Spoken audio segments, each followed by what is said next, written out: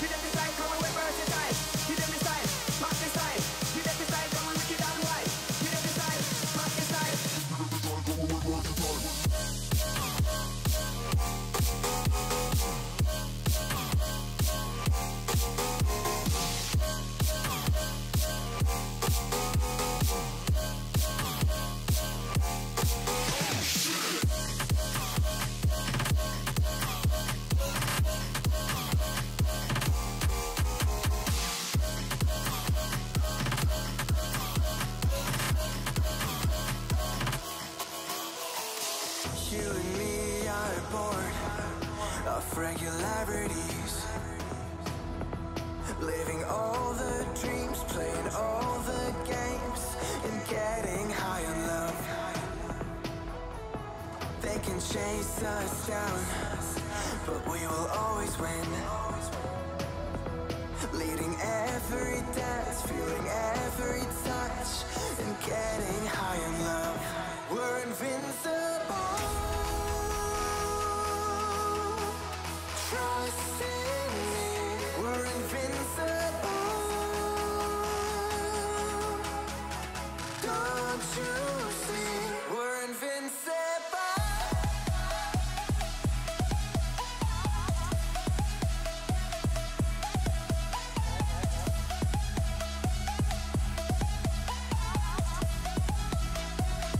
We're invincible.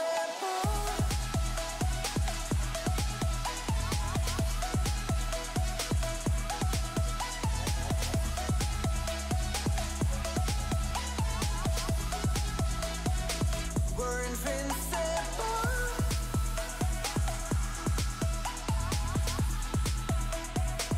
We're invincible.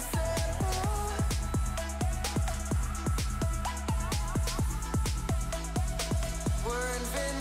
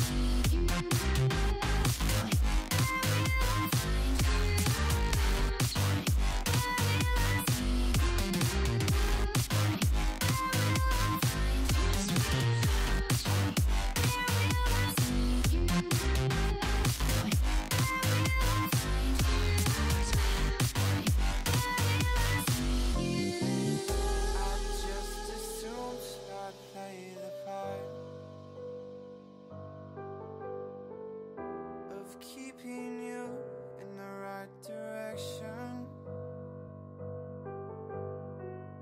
No matter how your confidence may fall, I'll be here as your foundation. And I say, hey, yo, just let it go. Your struggles won't remain. And I say, we're holding hope and wake up yesterday. So hold on to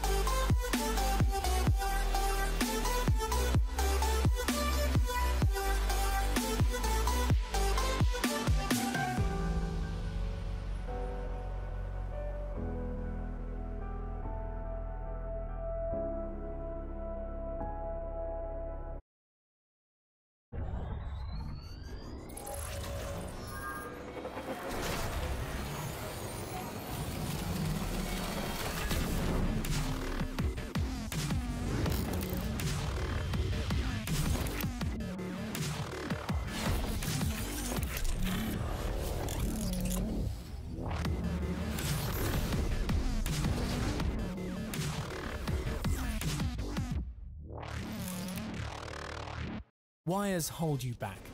They tie you down, restrict your movements, and ultimately stop you reaching your full potential. Which is why it's time to break free from the confines of the cable and fully embrace lasting wireless gaming with Logitech G. The G603 wireless gaming mouse and the G613 wireless mechanical gaming keyboard both deliver the kind of performance and efficiency you need to compete and win at the highest levels of gaming. The G603 wireless gaming mouse can run with 1 or 2 AA batteries to suit your weight and balance tastes, and can provide up to a staggering 500 hours of non-stop play. Expect nothing less. This is largely down to the incredible new high-efficiency rated optical sensor, or HERO for short. Heroes never die. As well as enjoying 10 times the power efficiency of the last generation of sensors, it boasts exceptional accuracy and responsiveness, with up to 12,000 dpi. You can manually adjust sensitivity in the Logitech gaming software, assigning up to 5 preset levels which can be switched on the fly by tapping this button. Whilst we're on the subject of buttons, the G603 has 6 which are fully programmable, either assigned to game profiles on your main PC or stored in onboard memory for when you're on the go. But all this is nothing without latency-free performance, and thanks to Logitech G's new highly optimized light speed technology and a 1 millisecond report rate, the G603 is photon fast, with no risk of interference from other Wi-Fi or Bluetooth sources, even in crowded LAN and tournament settings. Lightspeed is in fact so advanced that the G603 is faster than most wired gaming mice. An excellent kill. When you're not competing, you can also switch from peak gaming mode to the low productivity setting, pushing the report rate to 8 milliseconds and further optimizing battery life. MVP. The G603 also has the added benefit of allowing you to connect to devices via Bluetooth.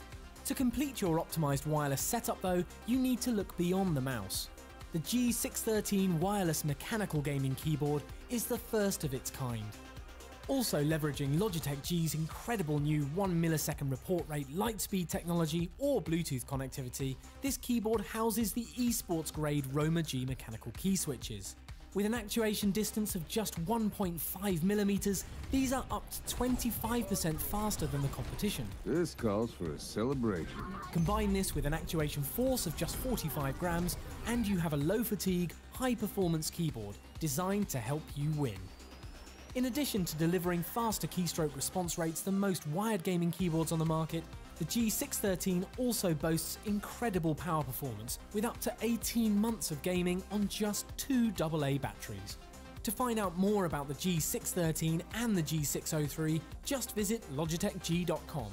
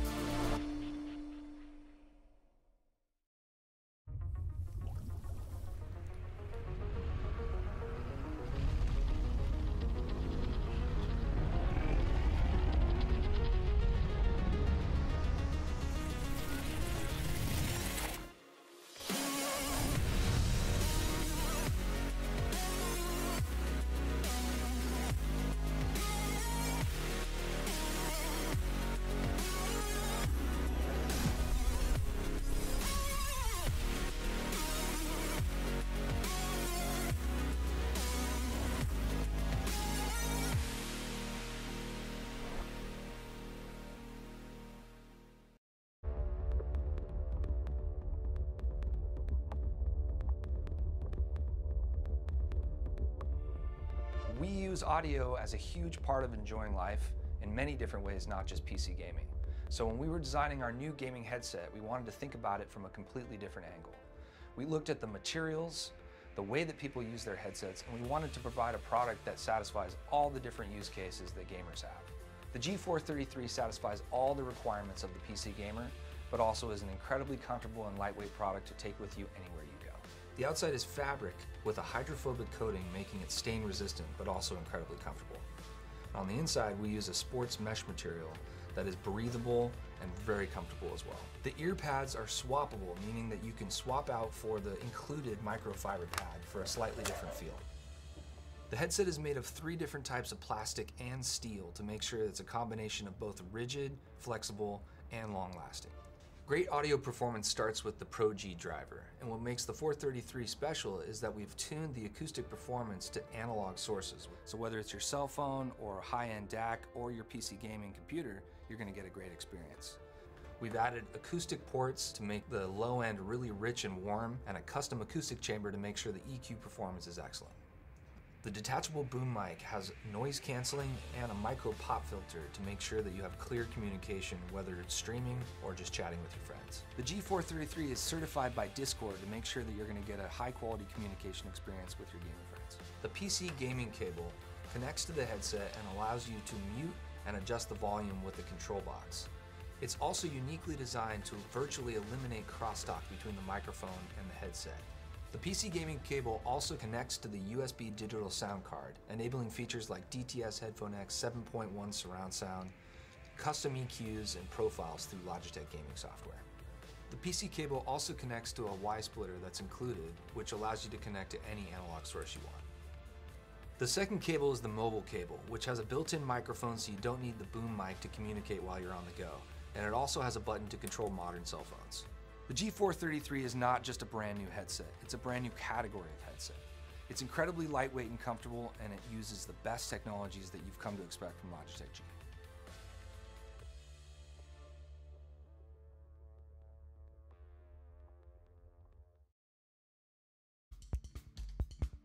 One of the questions I get a lot from gamers is what are the performance benefits of the Roamer G mechanical gaming switch?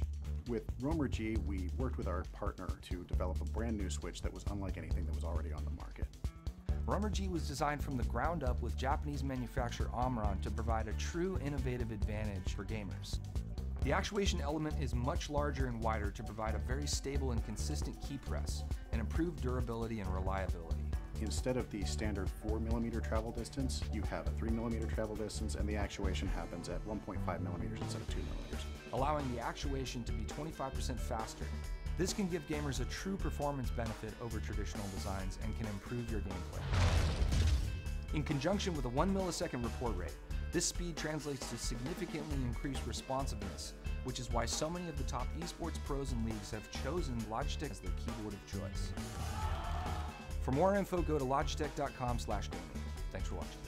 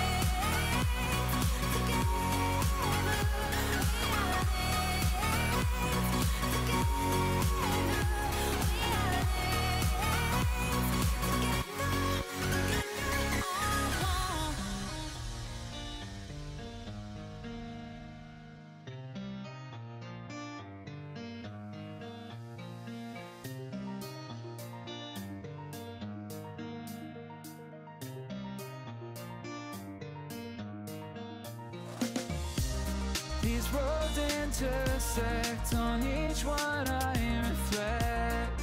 These lines write my story. These places change me, each one replacing. Like night into morning, I miss the open air, the going anywhere, riding with you, like we used to. Guess I'm better off alone, never know when I'll get home, but I know that home's where the heart is. Guess I'm better off this way, moving to better days, but I know that home's where the heart is.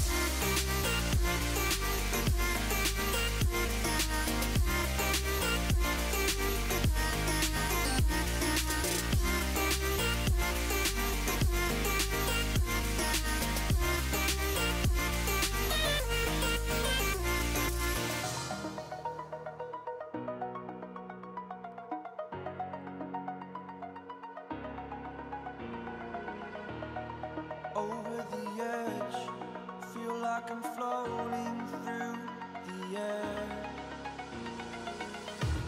The pain I felt is paid for, all is said and done. Oh, I am restricted, fixed upon the web. I need to kick the habit that my mind is breathing in. Break out, I've got to see. Spent all my life holding all of it closely. I played it innocent, a feel of discontent. I'm finally facing it all, fearless.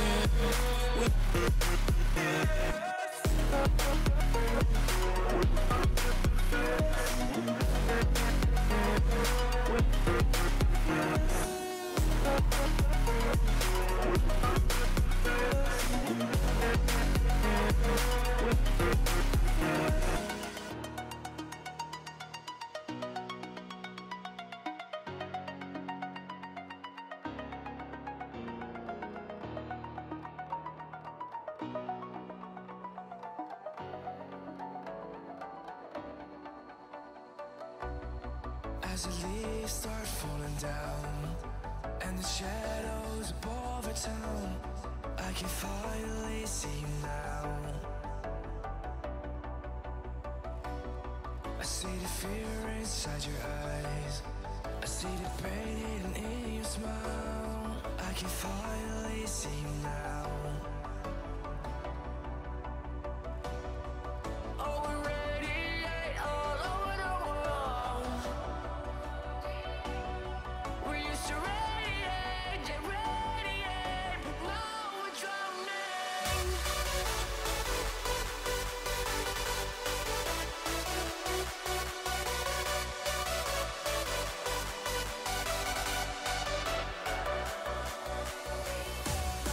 As the leaves start falling down and the shadows above the town, we used to radiate, but now we're drowning.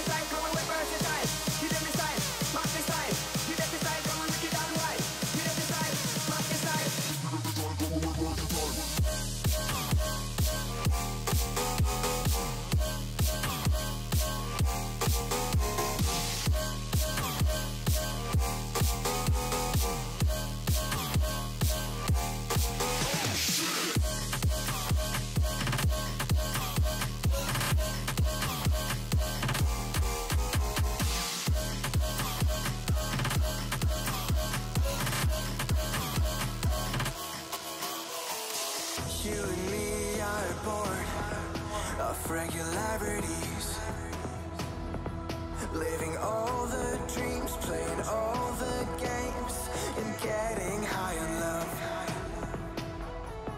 They can chase us down, but we will always win.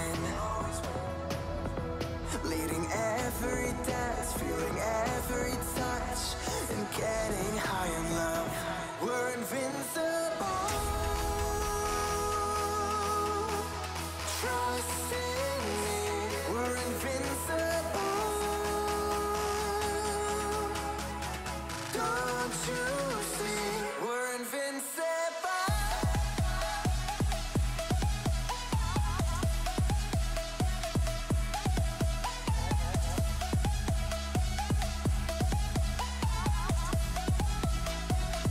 We're invincible.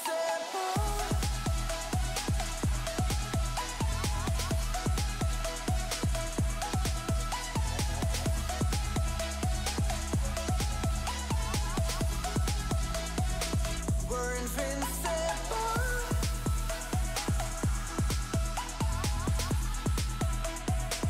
We're invincible.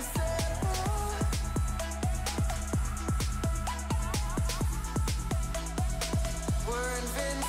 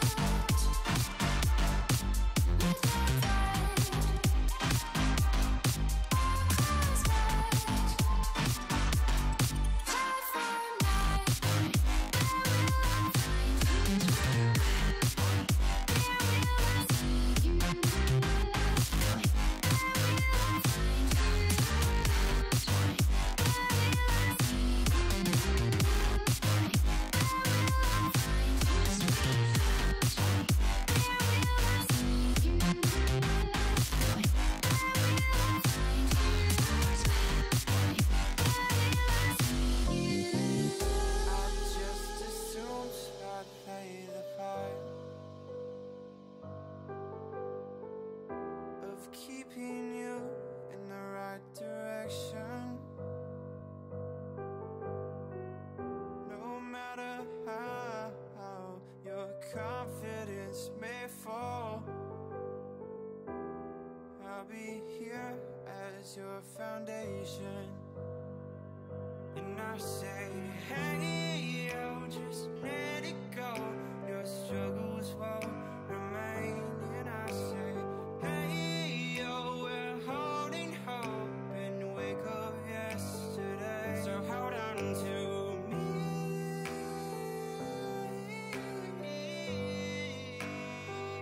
Hold on to me. Hold on to me.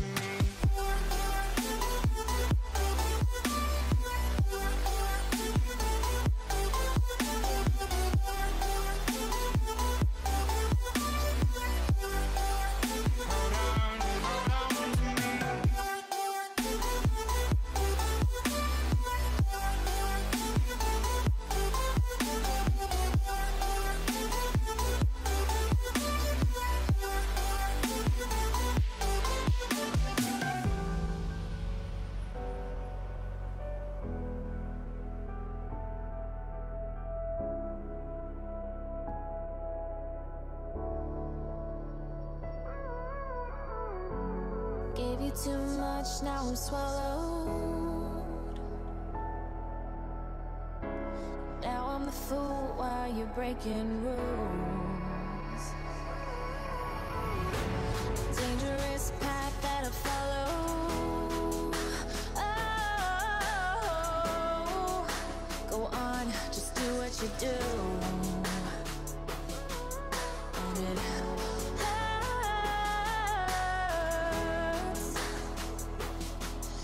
as I bleed for you, cry for you. Let me bleed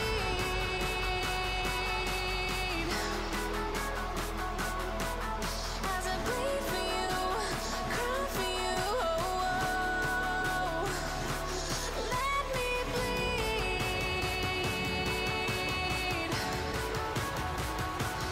Let me bleed.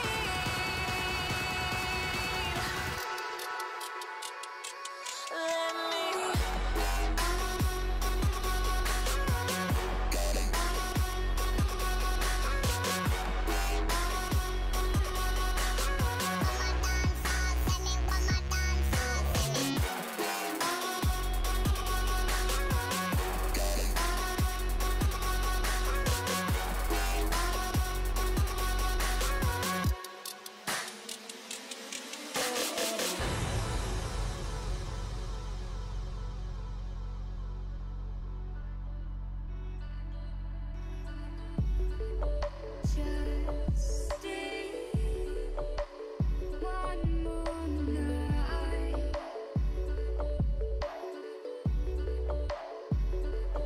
I'll be by your side.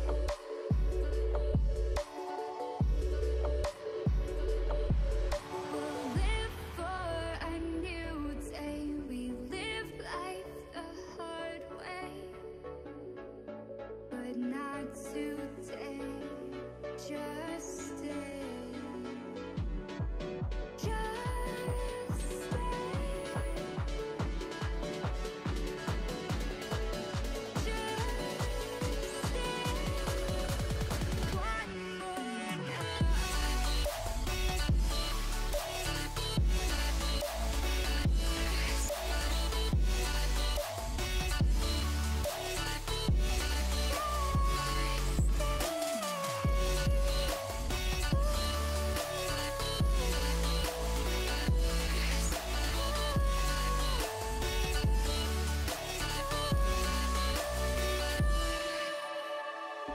We found our way again.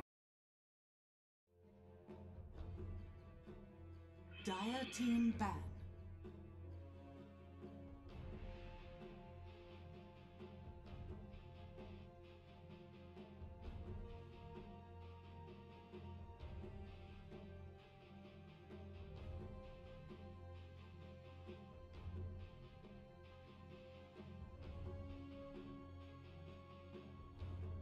Ten seconds remaining. Radiant team ban.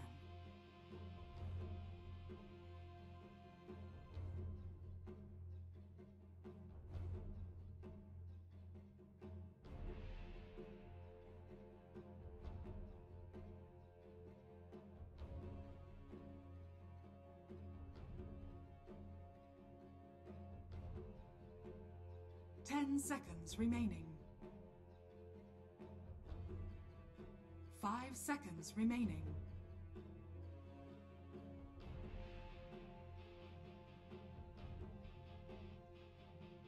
Dire team ban.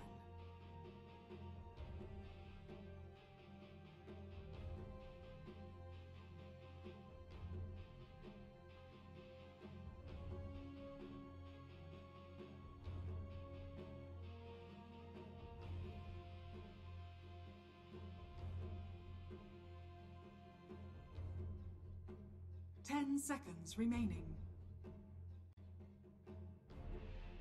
5 seconds remaining.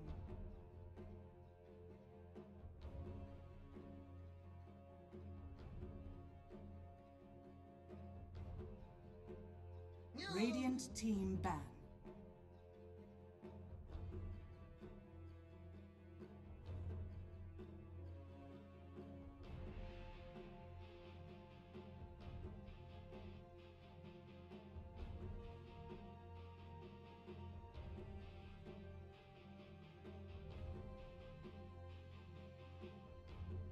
Ten seconds remaining. 5 seconds remaining.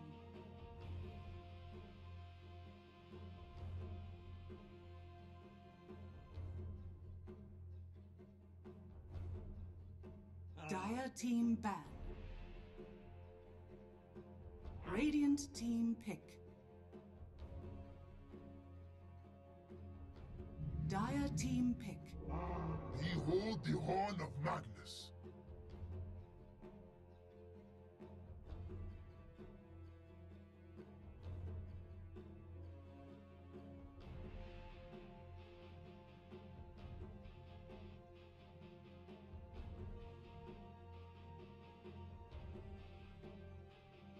Ten seconds remaining. 5 seconds remaining.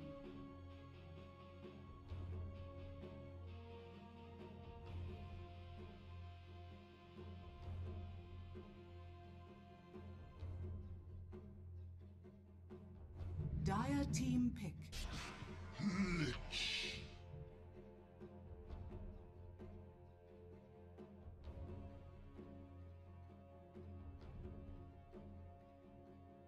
Radiant team pick. Tiny.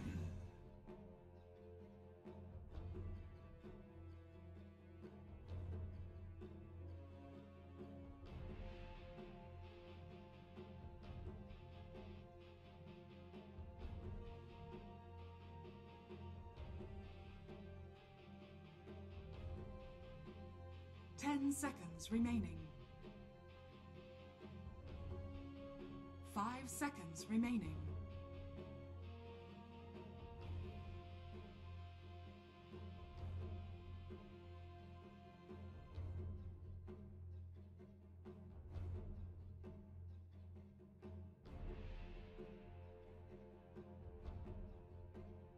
Radiant team back. Lion.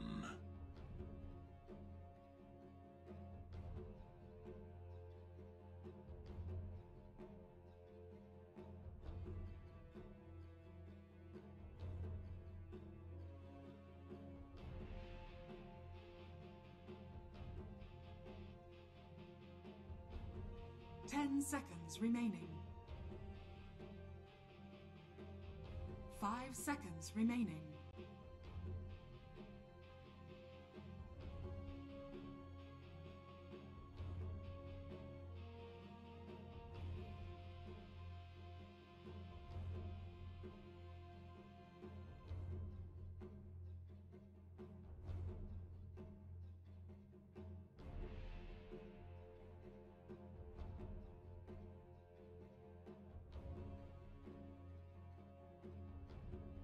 Dire team ban.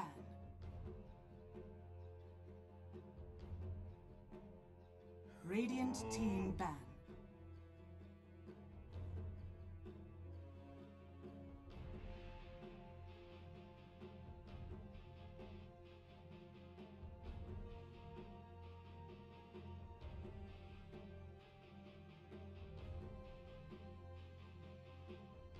Dire team ban.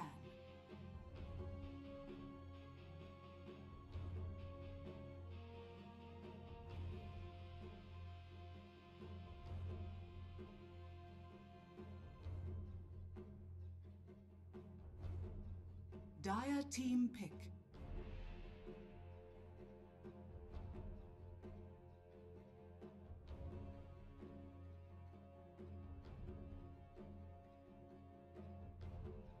Radiant team pick. Silencer.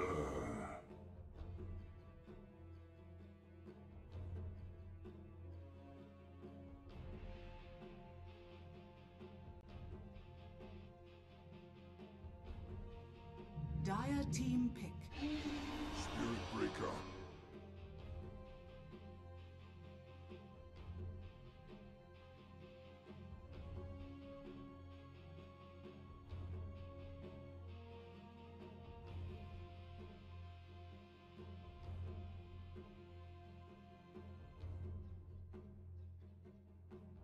Ten seconds remaining. 5 seconds remaining.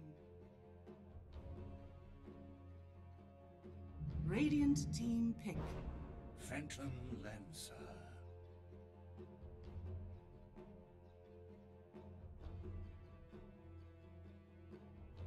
Dire team ban.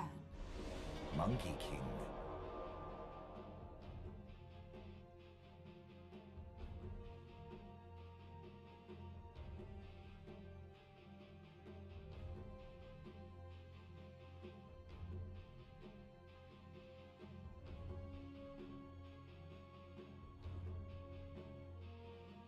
Ten seconds remaining. 5 seconds. All right, ladies and gentlemen, boys and girls, welcome to today's semi-final matchup. It will be Straw Hat Pirates versus Joel in the ILG Cup Season 2 Regional Qualifier. Team ban. Live from Zone Cafe, powered by X-Rig from Kolkata. I'm Shade Slayer. Joining me is Johnny. Johnny, what's up? What's up, Shade? And this Good morning. Good morning. Looking at the draft, it's looking like a very bright morning. We're seeing a lot of heroes that are in the current meta. It's going to be a very interesting game. Yep. Yesterday, we did have one of the quarterfinal matches played out. Was pretty much the first game that I did get to see 7.20 in. What are your thoughts on the new patch? This patch has completely turned things around, and the meta is right now in such a developing stage where you cannot assume things right now. You have to do a lot of trial and testing, and I don't think the teams have got enough days to practice different strategies right now. I think there is going to be a lot less reliability on team fights, synergy, and it's pretty much going to be more on individual skill here, primarily because we are at a stage where the patch is very new. There's still teams who have not even probably experimented half the things that are at their disposal. We have new items, the old items have changed, we have a lot of changes to the heroes, changes to the terrain itself, changes to the basic game mechanics. So Valve has put so much into this patch that people have to test this out, and they've also added Grimstroke into Captain's mode, so that's even another curveball. We already know how OP Grimstroke is. A lot of people do spam him in pubs, and I'm excited to see if Signify actually go ahead and pick that up, or firstly they're gonna have to be presented an opportunity to pick it up. Do expect the teams to ban that out in the first phase, primarily because at least in the competitive scene, since the heroes just come out, I don't think they've had enough practice playing against it to know how to exactly go ahead and counter that. But for now, it's gonna be the Zeus picked up for Joel, Necrophos, Monkey King, pretty much the usual standard picks from the previous patch being picked up here for Straw Hat Pirates. A lot of heroes have been revived in this patch, like Lich, Lion, heroes which weren't used in the previous meta that much, because a lot of major changes have been made, and I'm waiting to watch how Lion is going to pan out with that plus 50 additional damage on his ultimate per kill that he gets. Indeed, indeed. And I also love the fact that they've gone with the silencer here for the side of the Dire. My question is, if he has an Agnums, Lich with an Agnums has multiple targets. What if he kills 2 people with it? Is he going to get 100 or is he going to get 50? That's probably a mechanism we have to take back to the drawing board and see how it exactly is going to work. But for now, we're going to have the first semi-final of the ILG Cup Season 2 Kolkata Regional Qualifier, live from Zone Cafe, powered by X-Rig. Let's have a look at the teams. We do have Straw Hat Pirates starting on the Radiant side, a Kagami on the Necrophos, Selo on the Lion, a Rogue on the Spirit Breaker, again one of those heroes that we haven't seen for a very long time. Pog will be on the Magnus, and they finally put Smoke on the Monkey King. In the Dire side, we have Joel, that's Minded playing the Silencer, Mid only playing Zeus, Top Shot playing Tiny, Plus player playing Carry Phantom Lancer, and 13 playing the 5th position Lich. Or this could be a roaming Lich with a Silencer 5th position as well. Yep, only time will tell. Korea? Ah, that's actually the Monkey King. I think he's under mischief there. He's casually working mid. So that's the beauty the Korean That's a weird build that I haven't seen mid long lane. time. Yeah, carries usually go for. But it looks like Necroforce is the one who's going mid, and Monkey King is the one who's going off lane over here. Oh, sorry, he's going to go carry over here. I don't know what he's planning to do. Maybe get some vision over there, but I think they're gonna contest the top rune here, the side of Straw Hat Pirates. There's only the Phantom Lancer and the Lich. They are strong early on, but then if Lich does decide to go Frost Blast to fight that, he's not gonna have. Oh, see, actually cancel that. It's Sinister Gaze. You no longer have but the sacrifice. So the problem over here is I find Monkey King taking mischief early quite kind of waste, because if you do have an early fight, he can only do like physical shots, and that's not going to do much. Like over here, if he had the stun instead, he could have done so much. They're just going to survive. This Lich is going to make it safe. no, I think they're gonna dive under the tower here. They need a couple of right clicks. No, they actually decide not to. They might just have been able to juggle that, and in the middle of all of this, Phantom Lancer will be able to pick up the bounty rune. He's going to pick up 2 runes, and they are going to miss out on. Yeah, he's gonna pick up both bottom lane as well. Gonna be a rut, and I think that was all 4 bounty runes picked up by Joel. A good start. A good start for Joel over there. Though they had to sacrifice Lich over there. I mean, he didn't die though, but a lot of money coming in form of those runes. Indeed, indeed. Top lane Phantom Lancer forced to doppelganger early, but yeah, he did put that early point into Jingu Mastery. If he had gone for Boundless Strike instead and gotten off a decent block, they probably end up picking up the kill there. But no harm, no foul. And that is where sometimes we don't like to skill the skill the spell early. You wait to see what's happening and then maybe skill your spell accordingly. I'm not sure. I don't think they even had the lion there in close quarters, because that was pretty much the only CC that was available there, bar the charge from the Spirit Breaker, who had already committed towards the bottom lane. So top lane, alright. Looks like the Phantom Lancer wants to try and start making a move, but just look at the Lich. He's taken just so much damage. Has gone for the first point into Frost Shield to try and allow the Phantom Lancer to stand in the lane and get those last hits. Oh yeah, I don't know why Phantom Lancer is playing it so passively. He has Lich with that Frost Shield. He can go a bit more aggressive to get those last hits, pull the creep waves towards him, but he is just playing it very passively, and in that case, I don't see them going that far.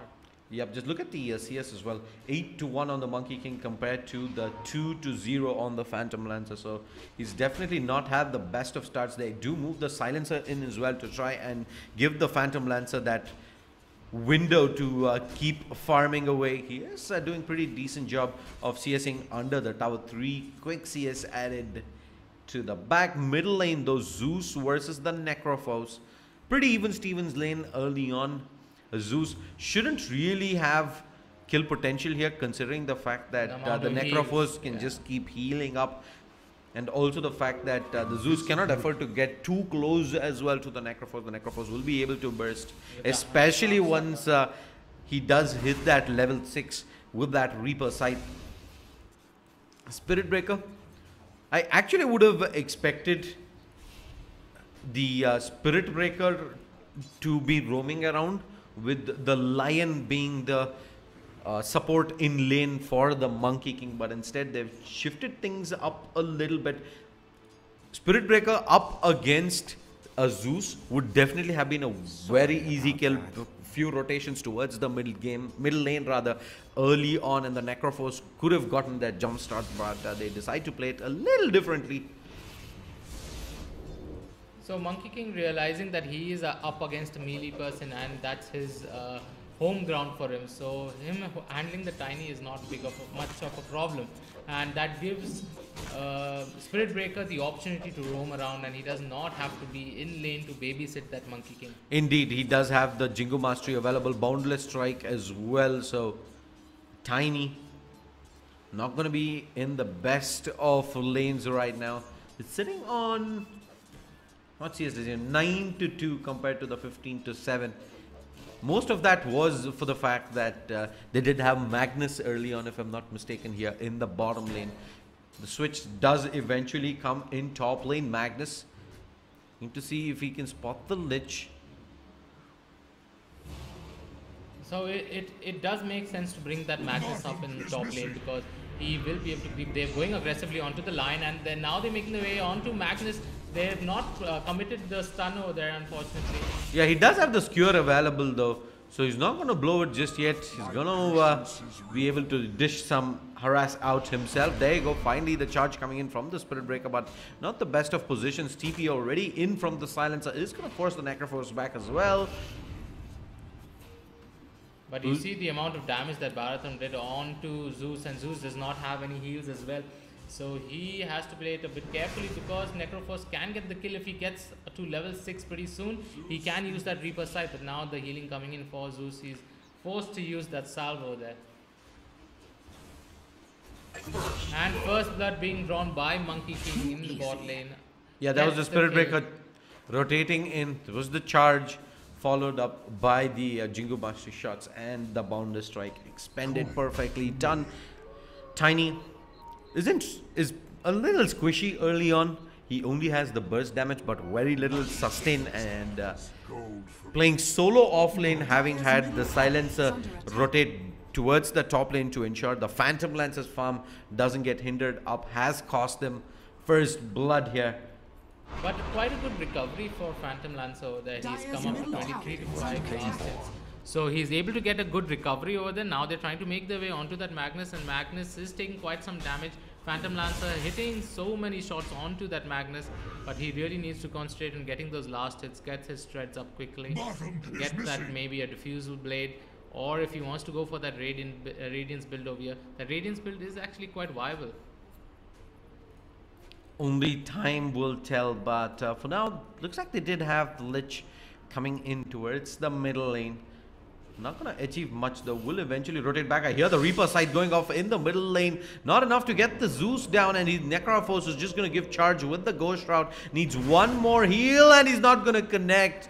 The Zeus survives, and the Necrophos can't make good on that first ultimate usage. He should have first done that additional damage, used the Reaper Sight for that ultimate, that last final blow, but he used it a bit too early. He is trying to do some damage onto that Silencer at mid though. They've already gone with the stun coming in onto the Tiny uses the Avalanche Toss. He is forced to move back, does not have mana as well. They might get this kill if they're able to get the stun over there, and Barathram is wanting to go for the charge, but there's a rotation happening at the back, and Spirit Breaker is going to take a fall over here by the Silencer, and that should, oh no, he does survive, but there is Zeus there with the kill.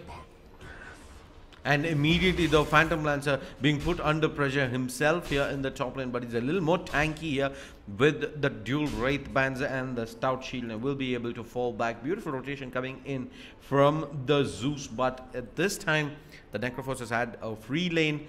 Just look at the level difference, level 7 compared to the level 5 on Zeus, so he's gonna need all the rotation he can find. Charge top lane, Spirit Breaker, rotation mid lane as well with the Silencer.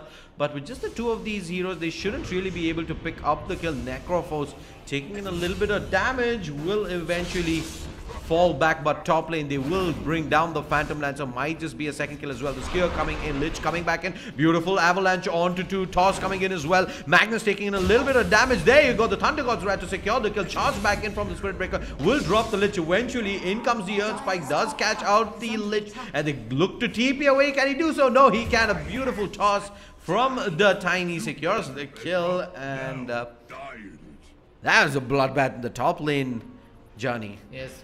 They were both exchanging blows here and there. Zeus was forced to make a move onto the top lane though, but I think he gets the kill with the ultimate over there. I don't think he did rotate on top, so he used... No, he didn't. That was the Thunder God's Wrath used. He used his ultimate from mid and he gets the kill over there. Yeah, and middle lane, look at this. They're going to charge in. The Avalanche does connect onto 2. Spirit Breaker dropping low. Necrophos holding the high ground, but with the heals, oh, he's just going to go high ground. The Reaper Sight comes in. Not enough to secure the kill on the Silencer. He might get turned on here as well. Zeus needs one more, and looks like... The Silencer does the Silencer ends up going down. All right. Yeah, he does use the heal over there, and Silencer takes a fall with that damage. So, though that was a preemptive Reaper Scythe over there, he could have used it in a better way, but he does get the kill nevertheless. Yeah, he picks up the kill regardless. So, score right now sitting at 4-3. Gold and XP lead slightly in favor of Straw Hat Pirates, the Radiant side. Now this is where the Radiant team have to keep Zeus intact, because if they do not keep an eye on Zeus, Zeus can start just... They're gonna jump in onto the silencer. Boundless Strike is available as well. They're gonna turn around. Zeus is back into the fight. Boundless Strike to secure the kill. Oh, he did use the Thunder God's Wrath again by the looks of things. The charge had come in on Tiny, but he had to stop that charge because they were in no position to take that fight. Top shot at level Tiny, 5. however, though, does not really have mana here for Avalanche or Toss, so they might have been able to dive under the tower, barring any TP rotations coming in from Joel. But looks like rotations are already in. Silencer as well as the Lich coming in. Charge from the Spirit Breaker is gonna be on the Tiny. He does eventually get the mana for the Avalanche. Survives up for now, and it does look like the Spirit Breaker has overextended. Will go down to the Lich. Lion, hello, does get a 2-man Earth Spike, but now he might end up getting caught out as well. Silencer's not done. Tiny's back in. Does have Toss available, so they can definitely cut the distance. I expect him to toss the Silencer over. No, he doesn't. Boundless Strike to keep the Silencer in position as... yeah, this charge is going to be cancelled away. I don't see the Spirit Breaker giving chase. Yeah, now they have to be careful. There's a 2k net worth lead for the Radiant team. And Necrophos standing at level 9, you see, compared to the others. Zeus still at level 7 though, but he's still doing quite a lot of burst damage in those fights. Monkey King moves to the top lane. He does spot out the Phantom Lancer Doppelganger to get back to safety. He's going to leave the illusions on him. Magnus. So they're RP available, yep. They might end up baiting this out middle lane. The dive comes in. Zeus pops the Thunder God's Wrath, but it will eventually end up going down. Charge back onto the Silencer. The Lion does eventually fall down. Double kill going to the Necrophos. Phantom Lancers back into the fight here. He's gonna pop the Ghost Route and give chase here onto the Silencer. He should be able to pick him up. He gets the heal in. That's gonna be a triple kill. TP coming in from the Tiny, but the Necrophos is already healed back up. He's gonna cancel the TP and he's not gonna be able to find anything. They're gonna get more damage done onto the tier 1 as well. Necrophos just showing why this hero continues to be strong even in the new patch. Yes, he does pick up a triple kill. Beautiful play coming in by him. Now Zeus TP is back into mid. The only problem I see for the Radiant team is they need to get those support levels up as well. Right now they carry them mid. They are leveling up ahead, but you can see Barathram and Lion still at level 5. 12 minutes into this game. Both of their ultis are quite useful, so maybe if they can go into the jungle, get a few creeps, get to that level 6, will really help them so much in the game. They are making their way onto Necrophos, but Necrophos picks up that haste and is just going to go chase back. Yep, that was the one rune that could definitely allow them to turn things around here. Reaper Scythe is also going to be available. Necrophos giving chase. Oh, he does get silent about... In fact, the Reaper Scythe was on cooldown for 20 seconds. He's going to pop the Ghost Shroud. He's actually just going to stand his ground. Charge comes in along with the Nether Strike and they pick up the kill. That's a double kill. Reaper Scythe is back off cooldown and they need to be careful. They cannot give chase. Silencer, hello? Needs to fall back. You don't really want to go toe-to-toe with the Necrophos here, who's just so strong right now. Double bracers, magic wand, as well as the Hood of Defiance. I mean, he's tanking so much, and because of that hood, that damage coming in by those spells are nothing for him. With that heal, he's already at level 2 Reaper Scythe.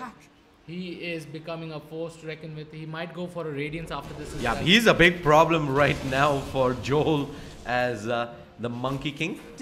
Oh, he gets the courier. Nicely done. And might just look to turn around onto the Phantom Lancer as well, who does pop the salve and heads back towards the tier 2 middle lane. Necrophos back to putting on the pressure. This time on Tiny, who's down to half HP, and there is the charge from the Spirit Breaker. Position's gonna be everything. Silencer does join back in towards the middle lane. Level 5. That global silence is crucial. Some of these initiates that they have been able to get on the Necrophos, they couldn't really translate into kills primarily because they have absolutely no CC. But having that global silence available ensures that the Necrophos doesn't really get those burst heals in to stand his ground and counter fight. Looking at the net worth graph, you see Monkey King and Necrophos quite ahead. Charge towards the bottom lane. The Avalanche connects onto all three. In fact, buys enough time for the Doppelganger to come through, but they turn things around. The Wukongs coming out as well, along with the Nether Strike, and that should be the Tiny going down, and with the Boundless Strike he brings down the Lich as well. Charge towards the high ground, as looks like the Zeus might end up getting caught out as well. Monkey King giving charge. He does have the Empower, giving him the damage, but now he gets turned around. Thunder God's Wrath. Global Silence comes in, allowing them to retreat as the Necrophos continues to give chase. Reaper Scythe is available. Is he going to use it? Looks like he's not going to have the range to do so. Further slows coming in from the Lich, who just TPs back into it, the tier 1, and saves the Zeus. Overall, nice little fight coming in there for Johnny. Yes, he did have the option to use the Reaper Scythe over there. He was in range. Now Phantom Lancer going on to the Magnus, but Magnus should be able to make his way safe. He has the skew available, but he's choosing not to use it. There's no mana for the Spirit Lance, and he does manage to make it, and he gets hexed up. And that's gonna be the Phantom Lancer overextending, and Silencer's gonna pay for this as well. What a huge overextension that was. That fight was happening right here, and they decided to chase him all the way under his tier 1 in the bottom lane. And technically you can see Magnus baited them because he got 3 TPs from his teammates over there. He did not. He could have just skewered out and gone. He does not use the skewer, baits them right into the tower, and they get 2 kills. Good, beautiful play coming in from Magnus. No, actually he did use the skewer early on to skewer from the low ground to the high ground. That being said though, they're going to dive back in. Reaper Scythe this time secures the kill, and they might just get the Lich down as well. Nether Strike onto the Phantom Lancer. He does manage to Doppelganger high ground, but the Silencer can't do something similar. Tiny's back into the fight. Avalanche connects onto 3. Magnus thinking about it. He does have the Blink RP available. Does he decide to go in? No, he doesn't. They're more than happy with getting just the tier 1. But if they do end up overextending, Monkey King jumps in. 2 quick shots, and they bring him down. Tiny's gonna end up going down as well. It's just a matter of time here, as Straw Hat Pirates looking really strong here. 18-8, and I think the golden XP charts are going only one way. Yes, we see it is only going in favor of Straw Hat Pirates. 12k net worth lead, 18-8. Spirit Breaker the only casualty over there. That too, Necrophos was trying to get the heal off him, but and nevertheless they can now go get that Roshan, start pushing tier 2 towers, get that objective, and move towards tier 3. They have enough gold, they have enough fighting potential right now. Monkey King has his Maelstrom as well with that Echo Saber, so a lot of kill potential available. Phantom Lancer unfortunately does not have anything. He's not even close to his diffusal yet, so I don't know how this comeback is going to happen, if it has to happen for the Dire side. Yeah, it's gonna be hard indeed, especially looking at the farm that the Monkey King has, not to mention the Empower damage buff that's gonna be on him as well. And we haven't really seen the Wombo combo coming in as well. You have that, if the Lion can get an Aghanim Scepter, you have the Global Silence used up. It is to allow the Lich to safely retreat back, Zeus back into the fight as well. But yeah, like I was mentioning, you have the Blink RP. So followed up by the Finger Wukong's command. Exactly. That would be glorious to watch if the opportunity does get presented up. But look at the Monkey King. He's not waiting here. In comes the Thunder God's Wrath. Out comes the Chain Frost, but it's not going to get the bounces that they want here. Avalanche not going to keep him alive here. Oh, might just be able to sneak away. Yeah, he'll survive. That urn is not going to do enough to secure the kill, but that was just Monkey King diving into 4 heroes, wiping out 3. Chain Frost expended does nothing. Dire's middle That is tower why has Monkey King fallen. is such a scary hero, and he's such a good anti-tank. So he is able to get his Dire's HP back middle up. tower He is just under needs to attack. stand and fight. He has that Echo Radiant's Saber, good bottom attack speed. He's tower also is taking under the attack attack. speed Talon as well. So right now in a very favorable position, Straw Hats. Yeah, Straw Hats Radiant structures are fortified. 20 minutes in have 22 to 8 on the scorecard. That's more than a Radiant's kill bottom per tower minute has for been the denied. Radiant side. Golden XP about 15,000. Now they are going for the top objective. They're going to take the level tier 2 tower. And let's see what Necrophos is going for. Let's see, Shady, what does he have? He's going for the Radiance. Yeah. So he goes for the Radiance. After that, maybe he can think of going for the Agnum Scepter as well. Dire's top tower is Because under once attack. you get that kill with that Reaper Scythe, at additional 30 seconds on the cooldown, that's a big thing. Also, no buyback. So We might see a fight break Dire's out top here tower is towards under attack. the top lane. We do have Dire are the scanning. entire Dire under the effects of smoke. There is the Monkey King waiting on the other side, who looks like he's going for the Black King bar. Is just about 900 gold away from picking that up. I mean, look at the difference. It's almost a difference of 6k. It's like double the net worth. Monkey King and Necrophos alone. Even the Magnus is a higher. I mean, his net worth is more than their carry. So right now, in a really bad position, Joel. Joel needs to do something different to get back into this game. Maybe get those smokes. Try and pick off their carries if he's stranded alone over there. And maybe try and make a comeback into this game. Get that Roshan. Start taking some more objectives. And maybe they can do something. Indeed, man. They move into the Rosh Pit. There should be an Aegis going on to the Necrophos here, who does have the Hood and Radiance. He's going to be packing quite a punch in these fights. He's going for the Aghanim Scepter as well, with which he will have reduced cooldown. In comes the Thunder God's Wrath. It's going to reveal the fact that they are doing Roshan and they're not doing it fast enough. Smoke going towards high ground. Oh, he spots other players. Is he going to make the jump? Yes, he does. Silencer blows the global silence, and that is it. That is mission accomplished. They force out the global silence, and now with the global silence wearing out, look at the damage coming in from the Monkey King. Empowered, he's continuing to chase. One more right click, triple kill. That was nothing but one boundless strike and regular DPS. That was just cakewalk for him. All he had to do is one boundless strike. He already had that empower buff, and the damage per shot he was doing on those support heroes.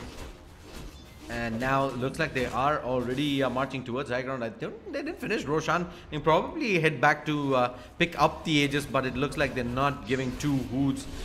I think Thunder God's Wrath was used up, gonna be on cooldown for 30 seconds. They're not even gonna have the global silence available to safely counter engage back. Oh, what a beautiful Wukong's command coming in though. Gonna catch two. In comes the RP, and they're gonna be able to clean up. They even get the Nether Strike in the back lines, and that's gonna be the Zeus down for the count. Only the Phantom Lancer and the Silencer up. Silencer, no global silence, is gonna get hexed up, and that should be the Silencer down here. It's gonna be just the Lion alone finishing him up. Necrophos is not done just yet. Reaper Scythe coming out, not enough to be fatal for Phantom Lancer, who will be able to get out of dodge, but that will be the racks going down. And you see, Oh damn. He does get the kill onto the Lancer. He's able to skewer him back over there, and with that damage, free shot damage itself, Phantom Lancer was taken. Yeah, he ends up going down as well. And Smoke. It's going to be very interesting to see what Monkey King is going to do there. Is he going for pure damage, or maybe he wants that Assault Cuirasso there with that attack speed, giving them that additional armor as well in that fight.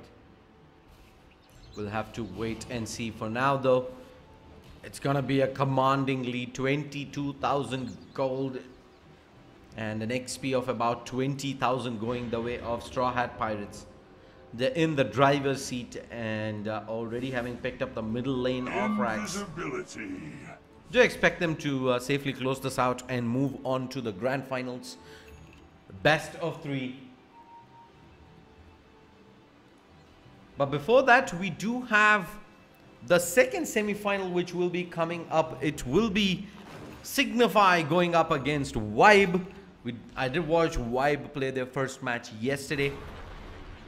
And they did put out a beautiful showing. Mid-dazzle was something that I really did not expect.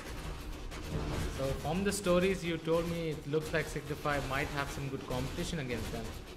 Because I've not heard of a mid-dazzle in like ages, unless you're going for some troll strat over there. And that too, he played it against a Medusa and he outlaned Medusa. So I'm quite surprised and I'm waiting to see how that team does play. There you go. They do get the Aegis and it's gonna be on the Monkey King. Immediately you see the charge coming in with... Where's the Spirit Breaker going?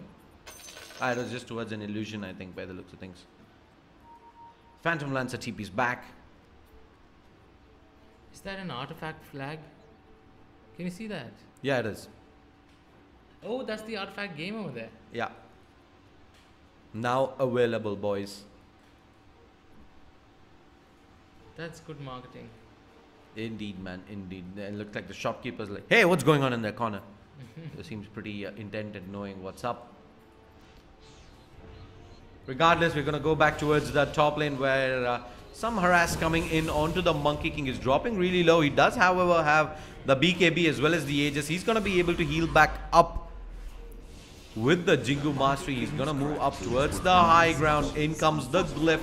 The dive in with the BKB. The Monkey King just straight up bursts down the lich.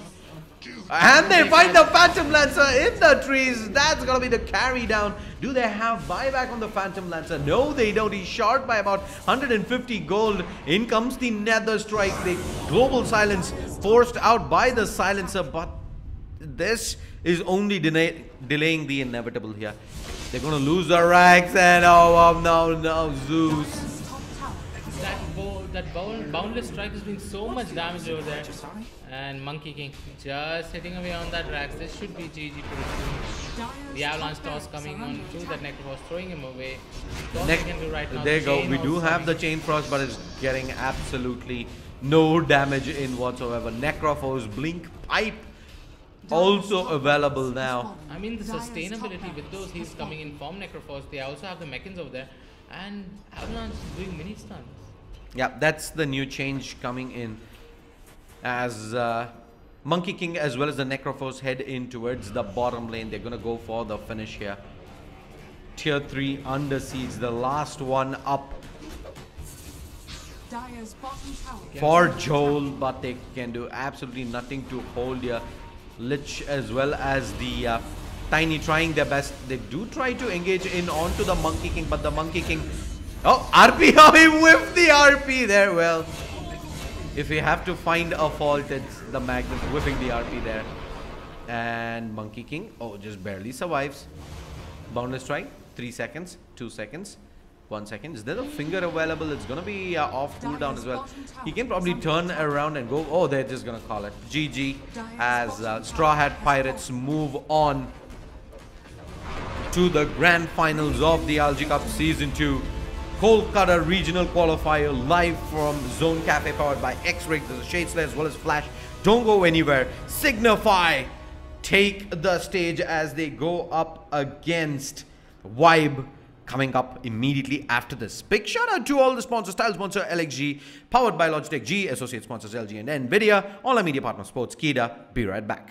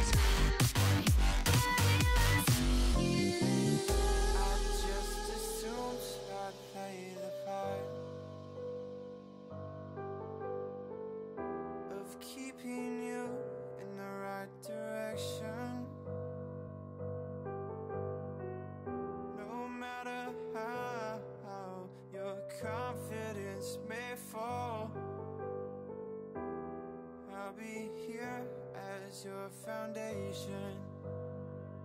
And I say, hey, yo, just let it go. Your struggles won't remain. And I say, hey, yo, we're holding hope and wake up yesterday. So hold on to me.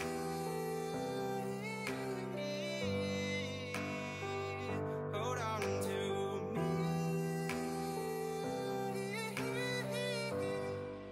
Hold on to me.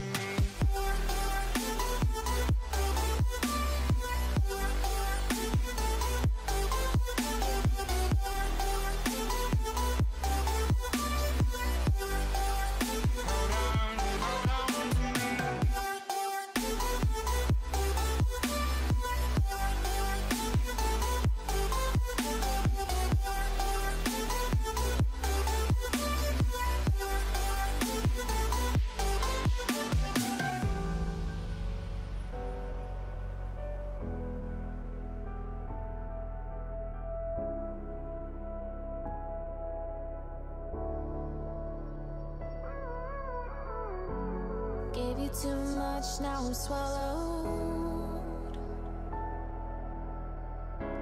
Now I'm the fool while you're breaking rules. Dangerous path that I follow. Oh, go on, just do what you do. And it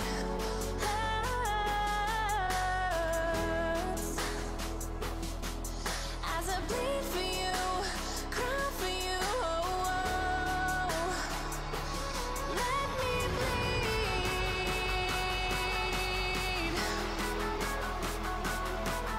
As I bleed for you, cry for you. Let me bleed.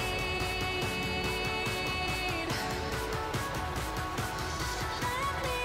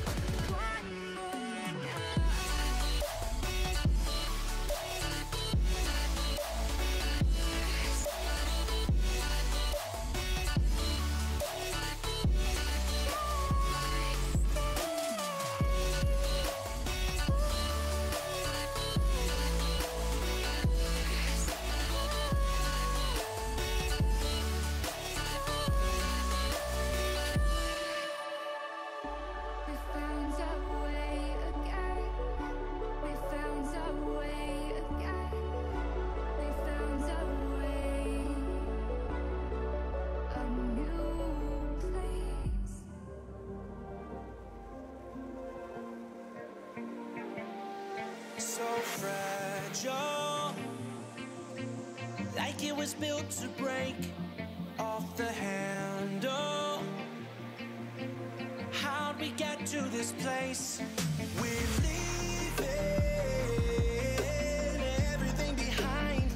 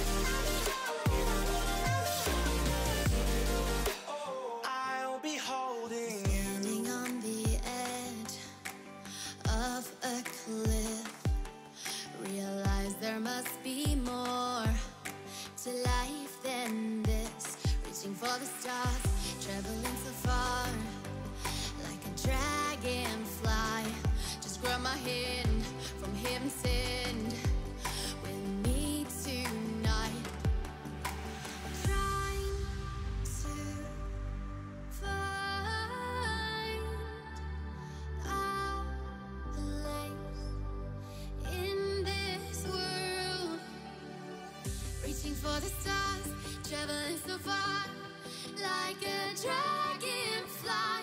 Keep your secrets there, hide them everywhere. Just you and I.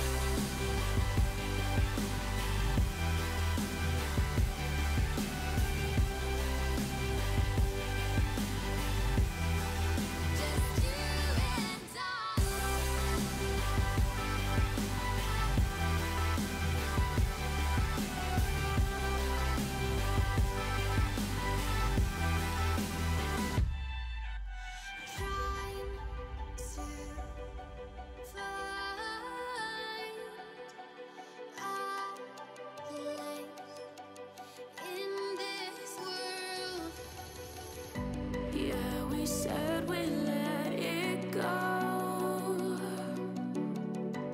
but we settled for the last.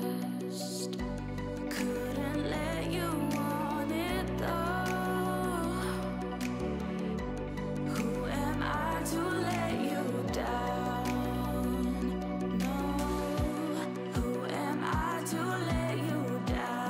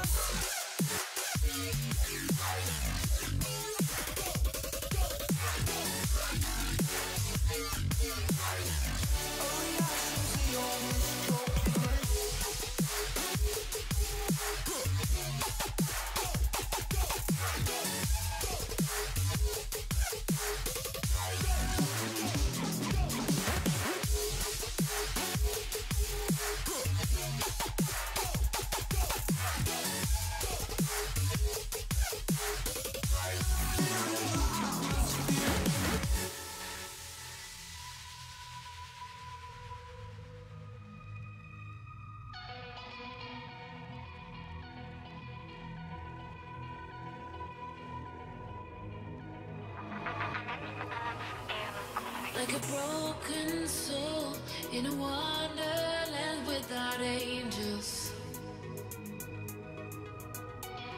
That is how I feel when the mirror shows me a stranger. Yeah. And I know they're just fragments of a world where your absence all I get to see. Take me back to the planet where you and I are still meant to be. 'Cause I'm incomplete when you ain't by my side, when you don't come next to me. Yeah, I'm incomplete. I need you here tonight to cover up these empty sheets. 'Cause I'm incomplete. Yeah, I'm incomplete. Hey, 'cause I'm incomplete. I need you here tonight to cover up these empty sheets. 'Cause I'm incomplete.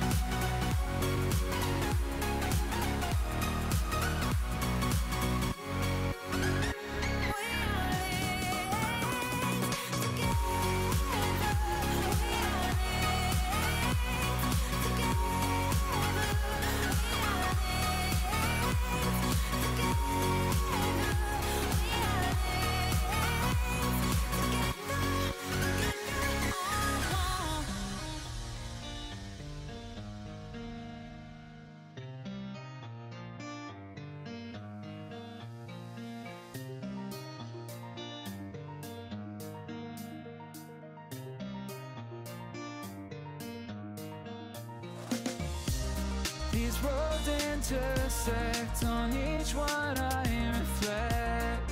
These lines write my story. These places change me, each one replacing. Like night into morning, I miss the open air, the going anywhere, riding with you like we used to.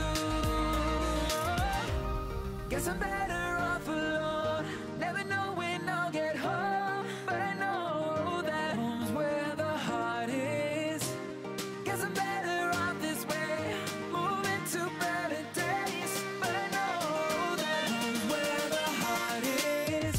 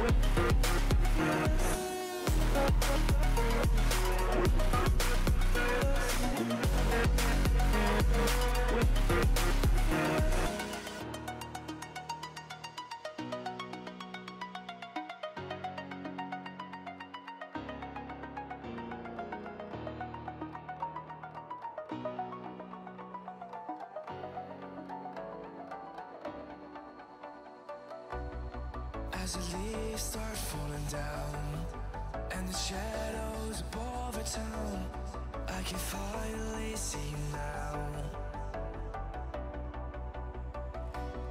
I see the fear inside your eyes, I see the pain in your smile. I can finally see you now. Oh, we radiate all over the world. We used to radiate, yeah, radiate, but now we're drowning.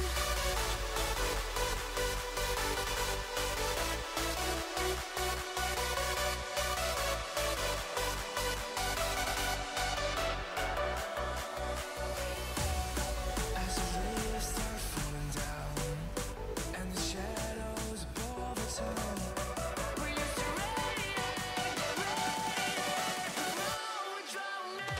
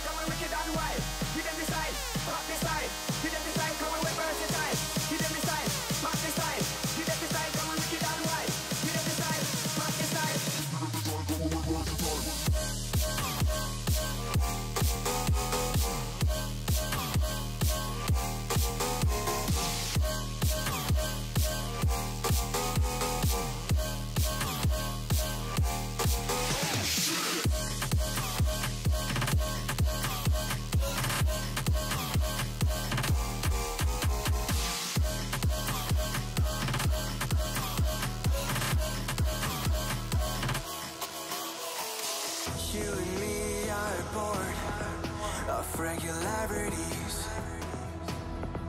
living all the dreams, playing all the games, and getting high on love.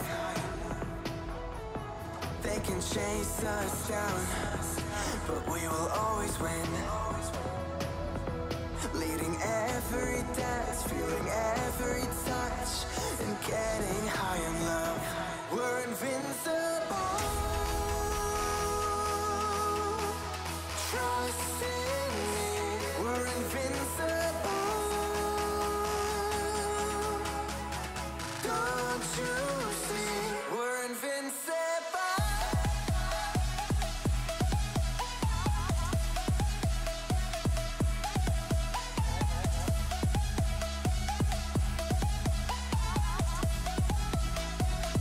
We're invincible.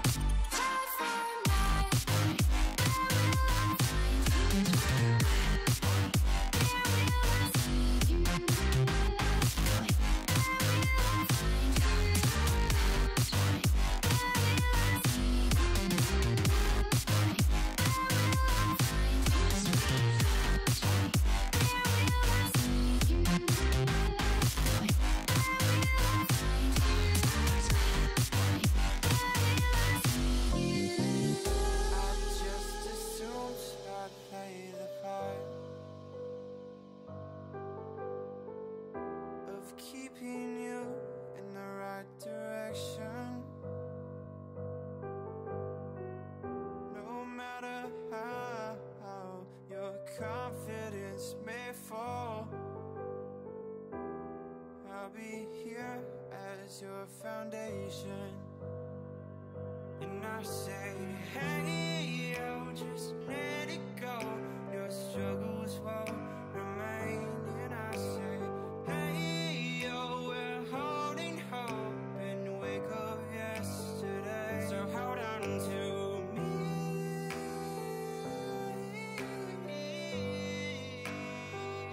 Hold on to me.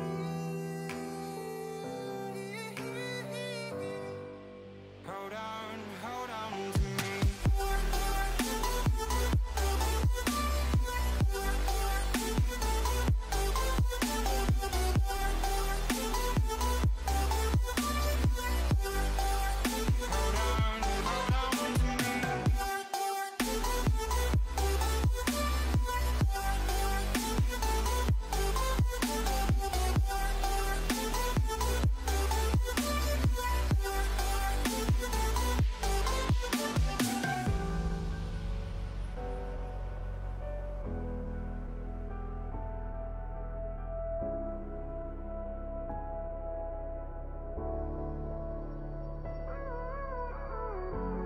Gave you too much, now I'm swallowed. Now I'm the fool while you're breaking rules. Dangerous path that I follow. Oh, go on, just do what you do. And it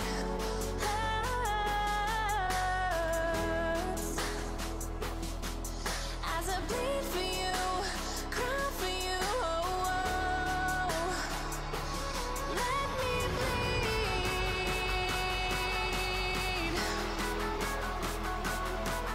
As I bleed for you, cry for you.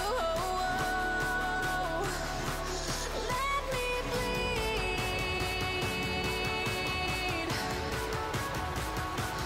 Let me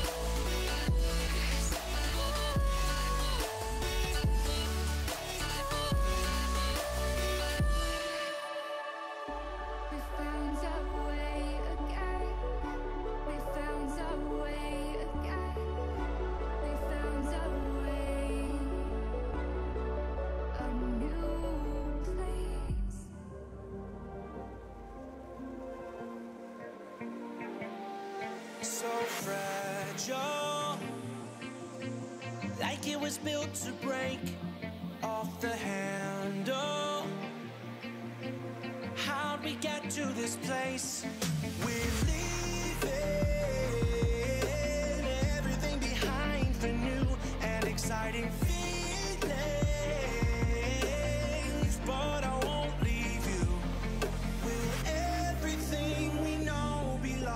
and change for something new. Only time will tell, but I'll be holding you. I'll be holding you. I'll be holding you. I'll be holding you. I'll be holding you.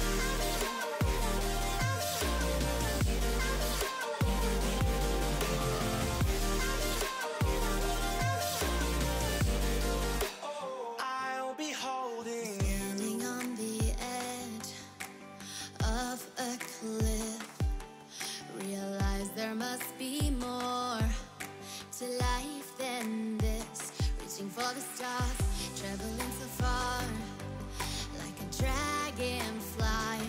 Just grab my hand from heaven's end with me tonight. Trying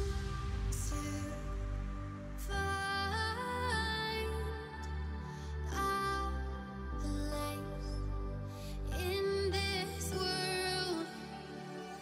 Reaching for the stars, traveling so far, like a dragonfly. Keep our secrets there, hide them everywhere. Just you and I.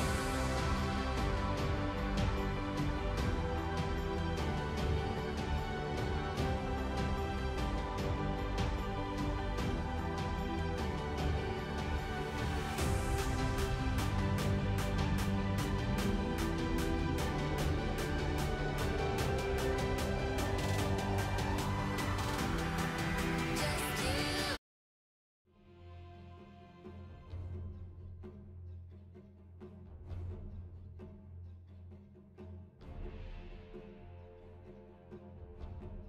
Dire team ban.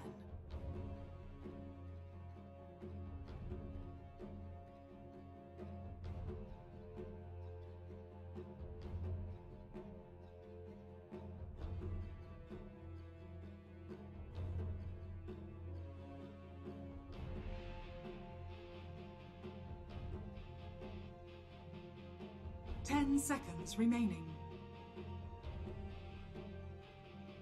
5 seconds remaining.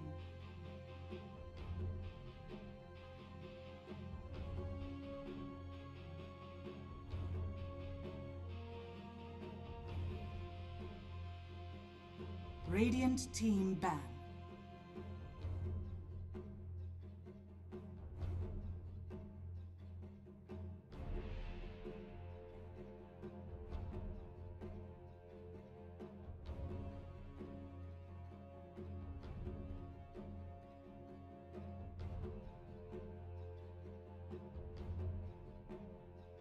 Dire team ban.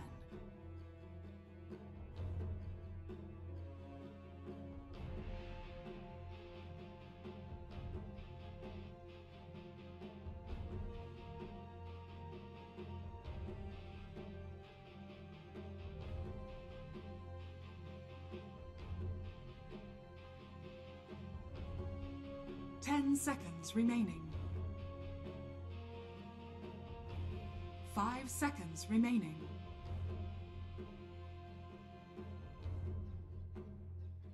Radiant team ban.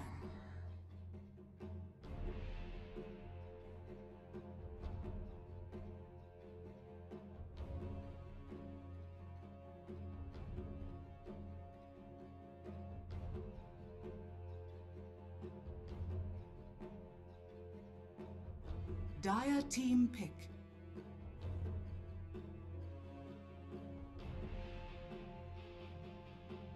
Radiant team pick. Behold the horn of Magnus. Radiant team pick.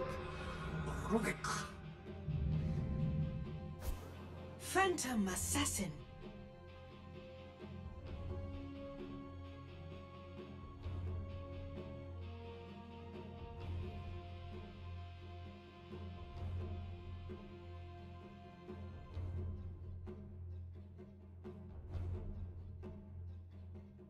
Ten seconds remaining. 5 seconds remaining.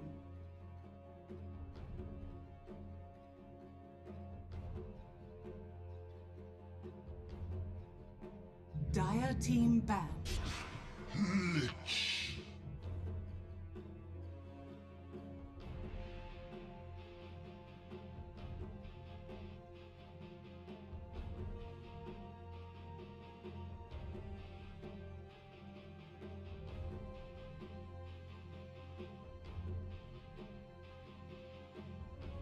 10 seconds remaining.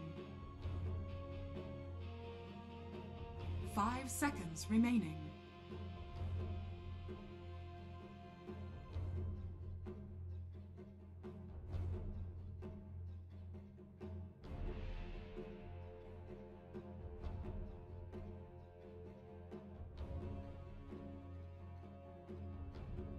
Radiant team ban.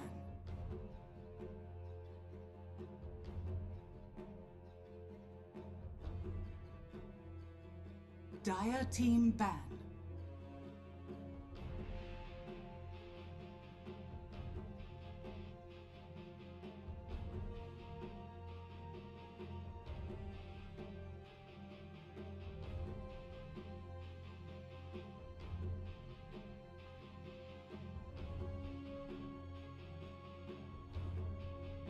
Ten seconds remaining.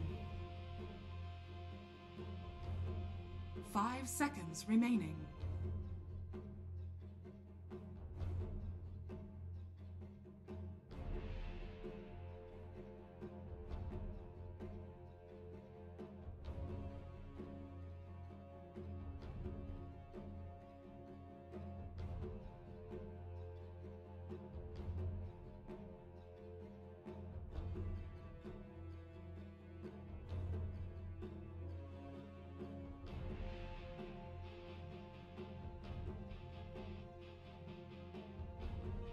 Radiant team ban.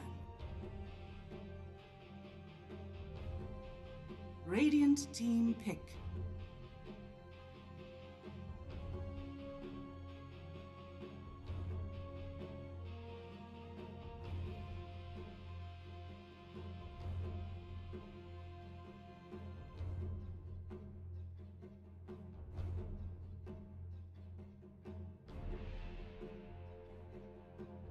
Ten seconds remaining. 5 seconds remaining.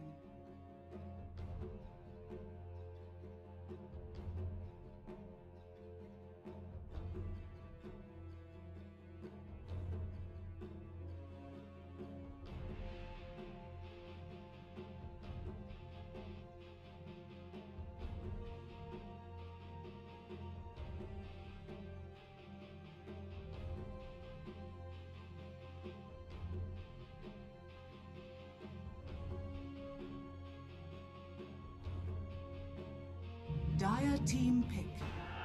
Bang.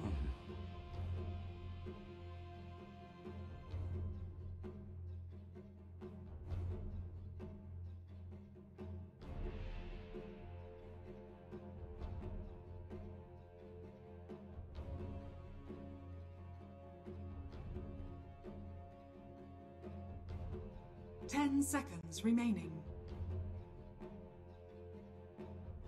5 seconds remaining.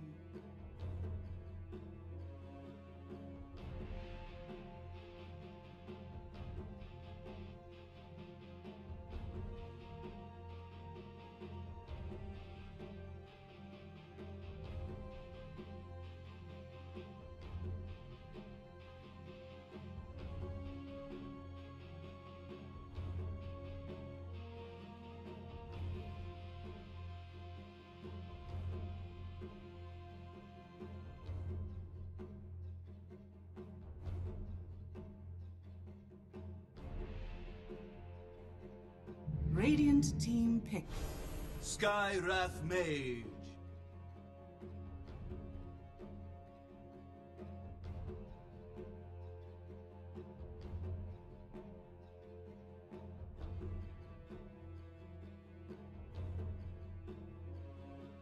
Dire team pick. DotA.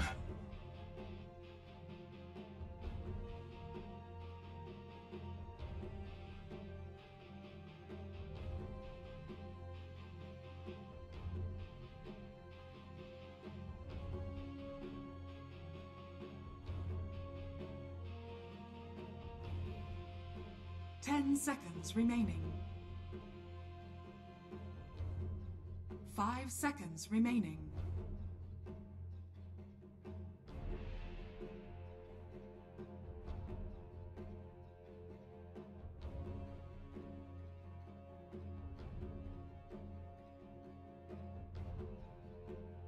Radiant team back. Slark.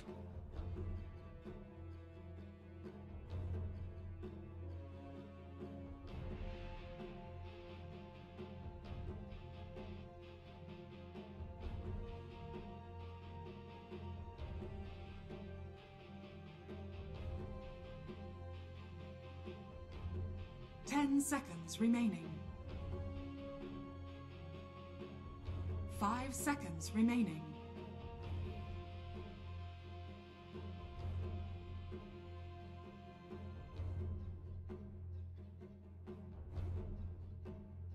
Dire team back.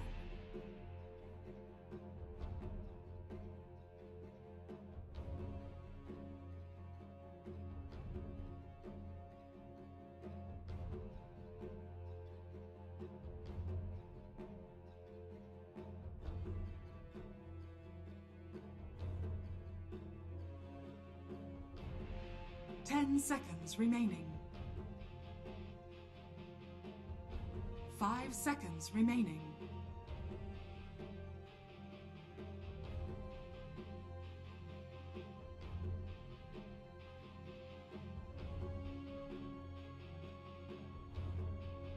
Dire team pick.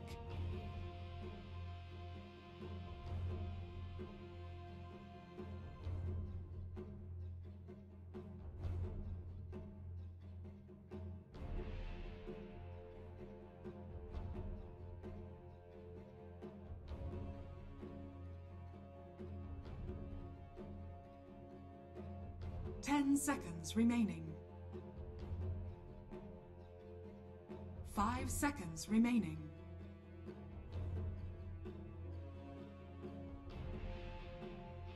Radiant team pick. Lone Druid.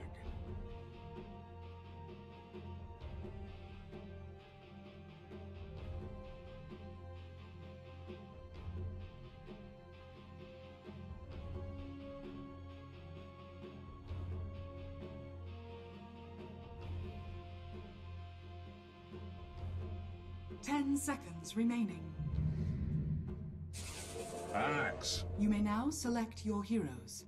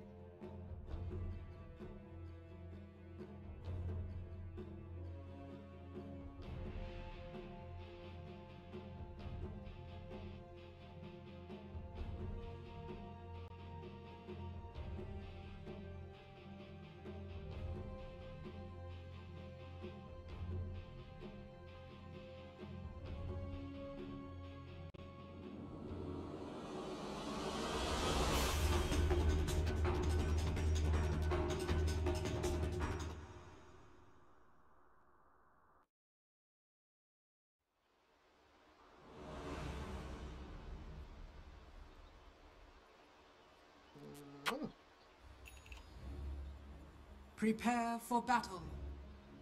You're so nice. I can't hear you. Watch your step. It's 6 feet down. I can't hear you. Alright, ladies and gentlemen, boys and girls, welcome to the second semi-finals of the ILG Cup Season 2 Kolkata Regional Qualifier, happening at Zone Cafe, powered by X-Ray Gam. Shadeslayer joining me is Johnny, and we have Signify going up against Vibe. Signify, the top team in India today, will be taking the stage, going up against Vibe, who do have a pretty decent draft here. They have managed to get a few of the OP heroes here in the 7.2 patch, namely the Lich as well as the Lone Druid. And it looks like they'll walk up high ground straight into the Dazzle, and that's gonna be Lich. Bye bye, see you later. First blood down. And I'm really interested to see that. it's just Blizzard emoting away throughout. I'm really interested to see that mid Dazzle already getting that first blood, getting that additional gold as well. They will be able to pick up those runes as well. So Swifty is going to have a real good time at mid. And with all the changes that have come to Dazzle, this is going to be quite interesting. Even I'm shocked to see that Dazzle being picked up at mid by a lot of teams. And middle lane, it will be the Lone Druid versus the Dazzle. And it's not going to be a fun lane for Dazzle. Lone Druid can win this matchup if played perfectly, but going up against the likes of Swifty in the mid lane is not going to be an easy task, is it, Johnny? Yes, over here, Lone Druid should have an easy lane over there. Should be able to get his last hits as well, but he's going against Swifty. And like we saw yesterday, Dazzle against the Medusa, and Dazzle winning out the lane. So you never know what can happen over here. Yep. In the bottom lane, need to be careful as Neigi just continues to pile on the damage here. No, you don't. As the Skyrath Mage is going to end up dropping pretty low. Stifling Dagger on the ready for the Phantom Assassin. You see they are going on to the Bane over there, but exchanging some blows over there. 2-1-2 setup from all the both the lanes over here. Blizzard's having an easy time in his lane. Yep, continuously emoting away as well with the PA. It's an emote I haven't really seen. I'm getting to see it the first time today. Looks really neat. Quite interesting. Top lane, Crowley going to be playing the Axe. Axe up against the Slurk. Not a fun lane for the Slurk whatsoever. It does have Lich to support, but Lich level 1. Both the Rubik as well as the Axe hitting level 2, and they're getting the harass in. Looks like bottom lane they will be able to pick up the Skyrath Mage. Body blocks coming in as well. That brings us to a very interesting question to talk about the versatility of Crowley. You see he's transitioned from a mid hero. He's played support. Yeah, he's played mid for almost all of his career, and recently in Signify now I think there was a couple of times where he did play the support role as well, but now he's going to be playing up the off lane. And this is a conversation I had with Mino from LXG Esports, asking him who can actually contest him in the safe lane, and he said Crowley is pretty much the only one where he does feel contested in lane. So I think that goes a long way to say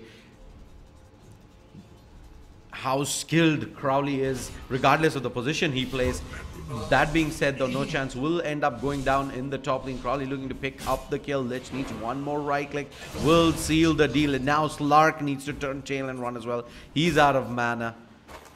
Should be able to safely retreat back bottom lane. Again, the Skyrath ends up going down. This lane is becoming a nightmare right now for Vibe, unintended. Also, they are zoning out that Magnus off the lane. He's not able to get his levels as well. You can see there's already a level difference, even though it's a 2 versus 2 lane. They are at level 3, both Bane, and they are making their way onto that Slark. Slark should take a fall, but he does pounce out there, but the last hit coming in from No Chance over there with that Rubik. And Swifty looking at mid with the Dazzle. 16-7 last hits, doing a lot of harass onto that Lone Druid. Yeah, 16-7 compared to the 10-6 on the Lone Druid, and now is when Swifty will begin to start peeling away, and it's gonna be hard for Blank to keep up. Now this is where I see the problem over here for Blank, and they made the way onto the Axe. Axe going in so deep, he goes behind the tower and takes a fall over there. I don't know if that was required though, but then again, that's Crowley. Yeah, I think pushing it a little too much there in the top lane will end up going down. You see the Rubik, he's already making his way behind. They want to make that play onto the Syllabub. Yeah, but simultaneously there's also the Skyrath Mage coming in. Rubik still hasn't given away his position here. There you go. Telekinesis towards the low ground, and now Skyrath Mage is like, damn. I shouldn't have. Nope, not like this. A beautiful telekinesis. That's nicely done, yeah. He was under invisibility, he waited for that opportunity, didn't really jump the gun, and they pick up an easy kill onto the Skyrath Mage's top lane. They might look to make the move onto the Axe here yet again. Axe just gonna stand his ground. Should end up going down here. The damage is too much from the Lich as well as the Slurk. Meanwhile, Nightmare onto the Magnus, who does get caught out, doesn't have Skewer, has put 0 points into Skewer, in fact, and they're gonna be looking to punish. And punish they do. Pretty greedy. A very greedy Magnus. Skill build coming in, and he gets punished for it. No levels of Skewer, he takes the 2 levels of first spell, 1 level of Empower. I don't know if he really required that Empower so early. Hey, look at Negi coming back in, does drop the sentry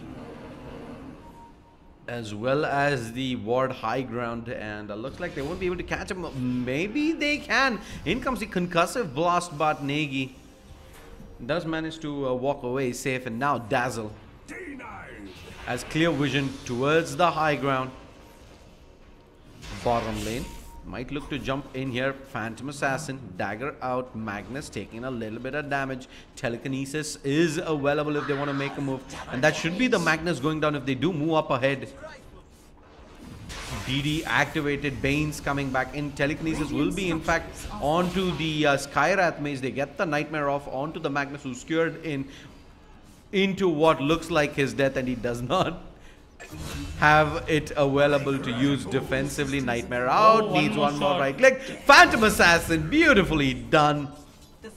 Gets the dagger in the last Blink strike onto the Bane and gets the stifling dagger to secure the kill. 9-3, 6 minutes, and that's about a kill and a half per minute for Signify. 4,000 lead, 2,000 XP lead, and they're off to a hot start. Yes, and Axe already trying to push off that top lane. He is backdooring those creeps, trying to get that in, but Lich is there, so he really needs to be careful because Lich has taken 2 levels off his 3rd spell, so that's going to do quite a lot of damage. So Axe needs to be a bit careful, but he's on the right path. He is above in net worth. They're making their way onto the Magnus. The Blink Strike also coming onto him, doing some damage. Blizzard is level 6. He goes to the Skewer, gets the kill onto that Bane, and he should be safe over there. But no, Blizzard is going to try behind that tower. He should get that one hit. He wants to go onto the Skyrath as main. Well, Skyrath only level 3. Is he going to get the kill though? Blizzard, he gets back his health, and one last hit, but Lark gets the TP in and gets the kill onto Blizzard. And meanwhile, Crowley is gonna end up going down. Rotation coming in from the Lone Druid as well towards the Dire jungle will secure the kill. Meanwhile, those Swifties being left to his own devices in the middle lane is getting some damage into the tier 1. It's down to half its health. And Signify continue to roll on. They did lose the Phantom Assassin, but it just shows how powerful she is right now, diving under the tier 1, picking up 2 kills. They did lose the Phantom Assassin and their net worth dropped as well. So they really need to be careful of those pickoffs that they are. 1 or 2 here and there is fine, but they cannot let that repeat itself on multiple occasions, else we might just see Vibe looking to get their way back into this game. It is still very early stages, 11-6. Because with heroes like Slark and Lone Druid, they can definitely hold high ground and make a comeback. If that Lone Druid gets that Radiance quickly, and with the new spell changes. Oh, they find the Bane. Bane's gonna be popping the Nightmare. In comes the Skyrath Mage as well. Easy peck off, but just look at how tanky Negi is there. That was 4 heroes from Vibe wailing away at the Bane, and the Bane managed to survive for a good 4 or 5 seconds. And middle lane pressure continues to be applied by Swifty. It's quite interesting to see that the Lone Druid has picked up 2 Wraith Bands. And he's given the bear both those Wraith Bands. I know that Wraith Band gives a lot of sustainability in terms of the stats, but I don't know how much that would do in the long run.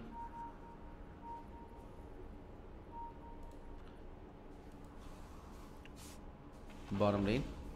Phantom Assassin is getting his farm over there. He has 3 Wraith Bands. Wraith Bands is now the name of the game. Those early Wraith Bands giving them that additional agility. They want to make their way onto the Phantom Assassin. Phantom Assassin realizing that wants to go behind the trees, does not want to take this fight. Negi is there to scout out the Skyrath Mage over there. This is going to be really interesting to see if they are going to go for that fight or go behind the tower.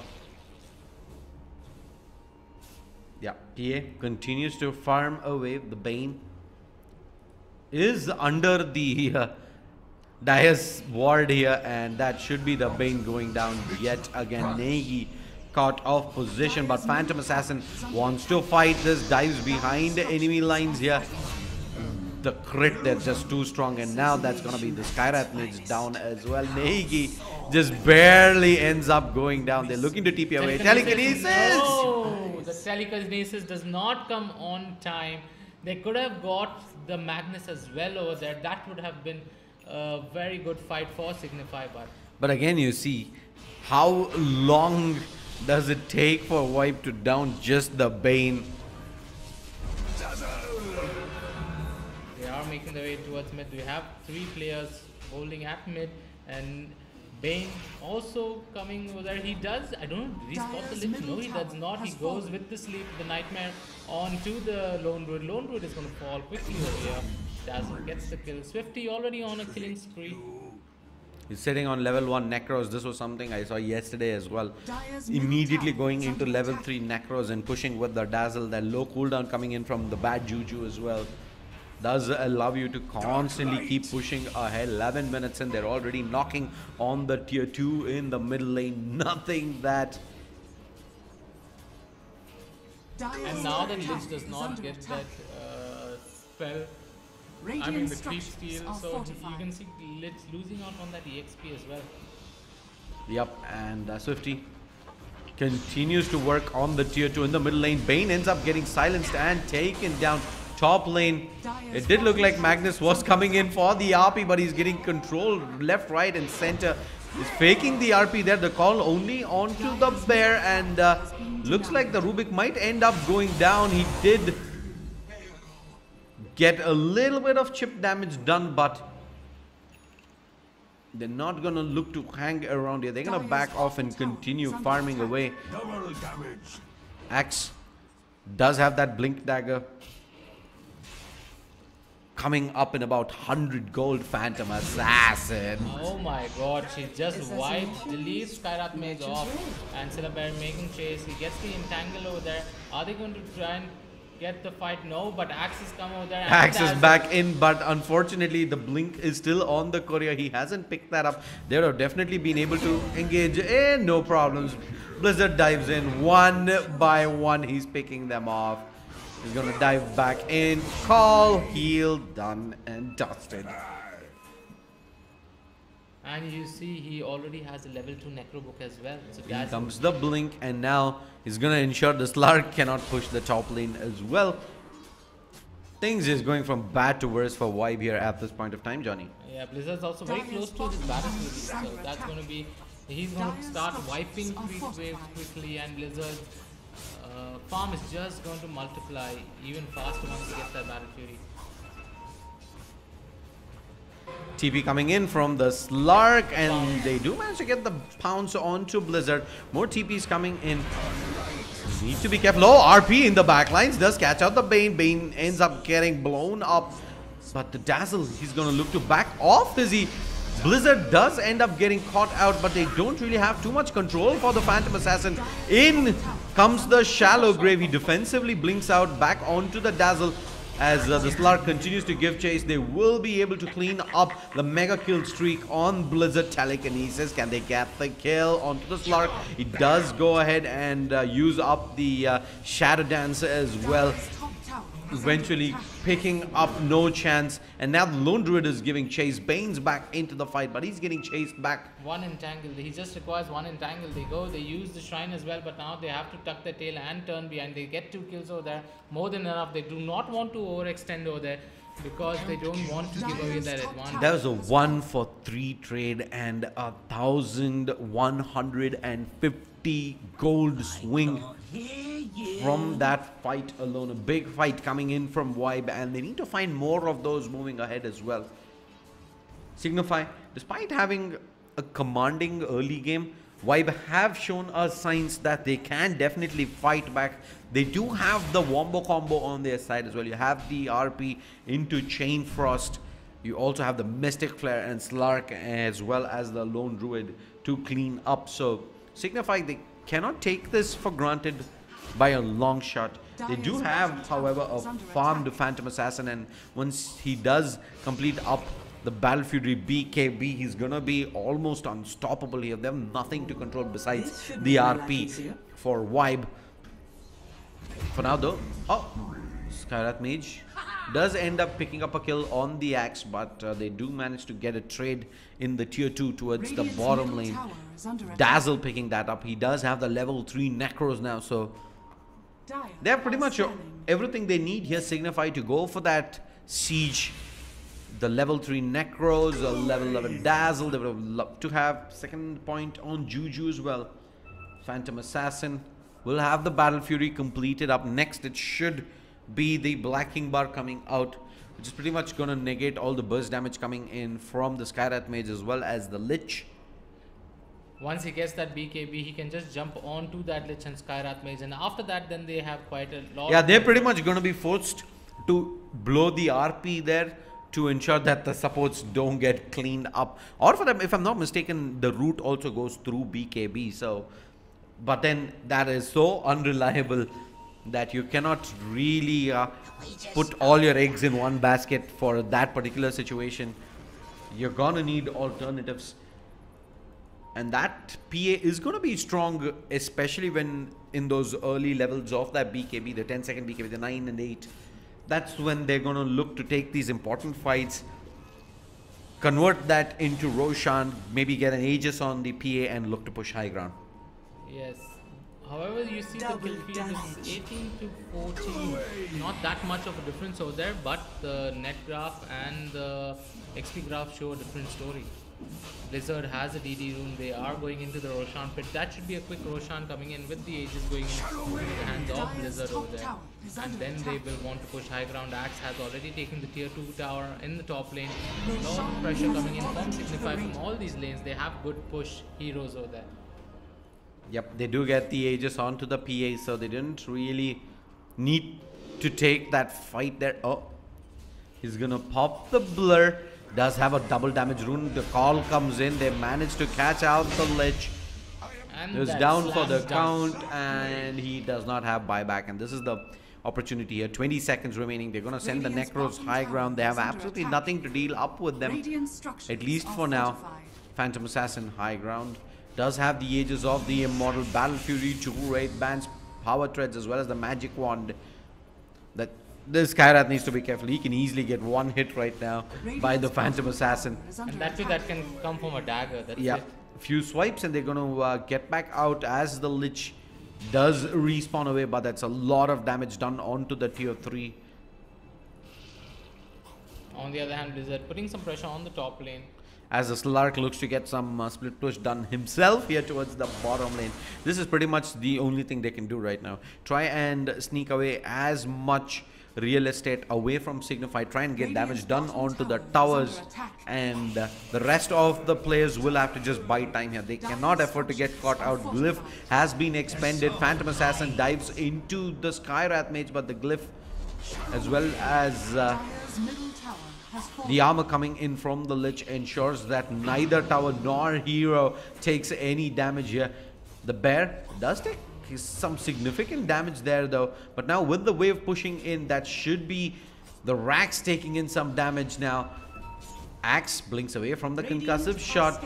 No hold coming in just yet. Phantom Assassin moves back towards the high ground.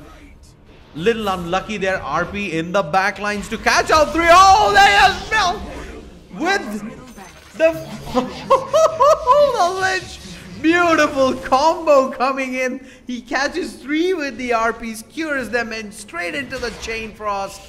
Also, and they Skyrath Mage's ulti as well. So. Yeah, and they blow the Mystic Flare there as well. That was just glorious to watch. We talked about the Wombo combo. There it is. That's the power You can be behind in gold, you can be behind in XP, but just look at that. It's an XP lead going the way of Vibe. Gold lead. So we still can't count Vibe out. We're not going to count them out just yet. It's just a 7k goal lead. XP is in their favor and it's 19 to 17. It's pretty much even Stevens everywhere. Just a couple more of those fights and Vibe are gonna be in the driver's seat here, most definitely. Currently they are in a pickup truck, but once they get into that monster mode, get those kills onto Signify, they will start leading this game pretty soon. The only problem is they need to defend their towers. They've lost their tier. Oh, he's not going for the BKB. He's in fact going for the Manta style instead here, Blizzard. Maybe for the he Phantom wants Assassin. The Phantom Assassin. I mean, he wants control. Once that silence comes in. Yay, oh, finds the ledge. They're going to looking to dive in. 3 right clicks, 4 right clicks. Mystic Flare comes in. Just a little bit of damage and now the Illusion's going to continue to give chase. Phantom Assassin can definitely clean up here. Skywrath Mage already having used the Mystic Flare. He's going to go down. Both the supports down and now Signify going to look to push high ground. Force out the buyback from the Skywrath, and this time I know for a fact they're not gonna hang around here. They don't really want to get wombo comboed on yet again. RP, is it off cooldown? Yes, it is. Blink Dagger on the ready. Slark towards the backlines is going to open things up with the Shadow Dance onto Crowley, and they get the Fiend's grip off. He's all alone in the backlines. No support whatsoever. What on earth are you doing there, Slark? And he was forced to use his... Yeah, he's down and he does have the buyback available. It's going to be forced to expend that, but the Phantom Assassin is already getting the damage done in. RP though does connect onto 2, but a beautiful shallow grave to keep the axe alive. Phantom Assassin gonna pop the Manta style, hold her ground. She's really low though, but the Aegis of the Immortal is still available. Phantom Assassin, does she go ahead and use this? Rax is picked up regardless. Middle lane of Rax down. Signify, they still do have the level 3 Necronomicons. They can probably go ahead and start sieging towards the top tier 3s as well. They've lost 2 players, mainly the Axe, so they don't have their frontline initiator coming in. Blizzard, does he still look to push though? His Aegis is gonna expend out, so that's gonna heal him back up immediately. If he finds any of the squishies, he's gonna move in. Dagger long range cancels the Blink Dagger from the Magnus, and they're going to push up ahead with the Illusions, try and get as much damage done in onto the Slark, but yep, not the right time to go high ground. Aegis is down. They've already gotten the middle lane of Rax. They've got back the advantage that they were waiting for. I heard the RP going off. Yeah, that's the stolen RP. I think that's gonna time out now, so, or maybe just a misclick. Not really sure. Yeah, I was seeing the RP being used and I was like, okay. Then I realized, yeah, Ruby could have stolen the RP. Meanwhile, it's a group up from Vibe. Double damage. Signify is still trying to see if they can catch someone off guard over there. I mean, Vibe, they've lost their tier 3 towers, and now they need to make some drastic plays. Slark really needs to be careful. He can't make mistakes like what he did in the previous time. That made them lose their tier 3 racks. And now smoke out. Their lines are being drawn. They want to head towards the top lane by the looks of things, where we do have the Phantom Assassin as well as the Rubik waiting in the trees. Slark leading the charge with the double damage rune, and that's gonna be a very dead Rubik. Phantom Assassin dives in fact, and might end up getting caught out. Does he have the BKB? No, he doesn't. He bought the Manta style, and they're gonna use the RP Mystic Flare as well. But the Nightmare as well as the Shallow Grave coming off. Blink Call, heals coming in, but the Chain Frost bouncing away. A beautiful Fiend's Grip coming in as well. What a re-engage back in by Crowley himself. Triple kill coming in. They're not done just yet. Magnus is caught out. In comes the call. Down goes the Magnus. An ultra kill for the Axe. And the Lone Druid is all alone. Needs to fall back on 0 for 4. Actually, there's a 1 for 4 trade. We did have the Rubik going down early, but Blizzard holds on just long enough for Crowley and co to re-engage back into the fight, and that should be the top lane of Rax down. There is no buyback available on the Slark. He's down for the count. 30 seconds on the sidelines as Signify look to push high ground. Magnus on the sidelines for 14 seconds, but doesn't really matter. He respawns back. He does not have RP to contest this top lane of Rax. Tier 3 is going down. Rax is definitely going down. Phantom Assassin, Blur on is just holding the middle lane. Crowley will look to engage into this fight. 8 seconds, 7 seconds. There's the window. Manta style pop. They're gonna be, oh, they're not gonna be able to clean up. Crowley blinks in with the blade mail, is getting slowed down. Phantom Assassin front lines. It doesn't have the Aegis anymore, and she probably looks to back off here. Doesn't really want to hang around too long. There's just too much at stake right now. Signify looking to move in. We have Swifty blinking towards the high ground there to try and get the poison off. Just look at the melee barracks though. It's just so low. Tantalizingly low for Signify to walk away and let it heal back up. So they're going to keep the pressure on. The Necro's going to move high ground. Yeah, that's going to be the Rax going down. They cannot contest it melee, especially up against the level 3s. They get the Rax, they get the melee Rax, and they're just going to fall back. Maybe wait for Roshan to respawn, get that Aegis, and then put the nail in the coffin and end this game. They are 15k net worth ahead, and I do not know how long Vibe will be able to hold this unless they do something drastic. So this is the thing with the level 3 Necros. Because of bad juju, the cooldown on that is 58.5 seconds, while Haste. It's active for 50 seconds. So no, that's the mana cost. But then, yeah, it's gonna be active for a very long time. It's actually active for 60 seconds. So basically, so yeah, you're basically, if you can keep your level 3 Necronomicons rather up, you're gonna have 100% uptime on that. And Axe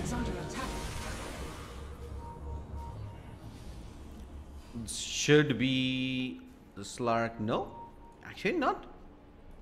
But Blizzard is fighting his own battles. He gets the kill onto that Skyrath mage in the bot lane. Slark, he has the Shadow Blade. I've not seen any item progression coming in for Slark. He really needs that Ayaskari quickly, or maybe even a BKB over here. But the problem is that Bane's ultimate does go through that BKB. Yep, and Bane as well as the Slark, they're saying hello to each other. Niggy. He's just gonna pop the cloak. Meanwhile, the Rubik does end up going down. They find the axe. Can they get the kill? Oh, long range of Pete's grip coming off. The RP in the backlines to cancel the grip. And they manage to pick up one, but the axe does bring down the Slark. The Lich is down as well. Dazzle blinks towards the high ground. He's gonna preemptively use the grave on him. Re-engage back in by the axe and the Phantom Assassin, and Skyrath is like, have me. Exactly. Just have me. Like, I don't need to live. You can kill me over here. Well, and that's gonna be the tier 4s under siege. Magnus is gonna be all alone. GG is called. Signify take down Vibe and move on to the best of 3 grand finals of the ILG Cup Season 2 Kolkata Regional Qualifier, live from Zone Cafe by X-Rig. The Shadeslayer as well as Flash. Don't go anywhere, stick around. We will be back shortly in about 10 to 15 minutes time with the grand finals. Team Signify going up against Straw Hat Pirates.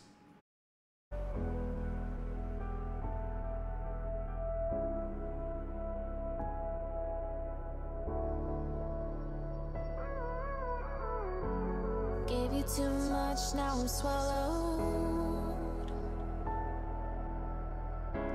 Now I'm the fool while you're breaking rules. Dangerous path that I follow. Oh, go on, just do what you do. And it hurts.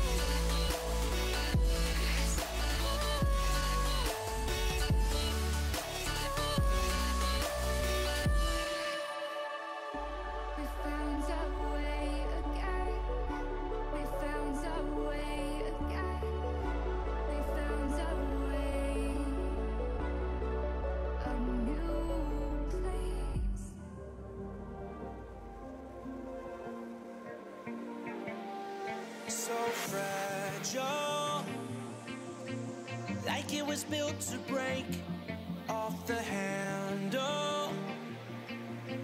How'd we get to this place? We're leaving everything behind for new and exciting feelings, but I won't leave you. Will everything we know be lost and changed for something new? Only time will tell, but I'll be holding you. I'll be holding you.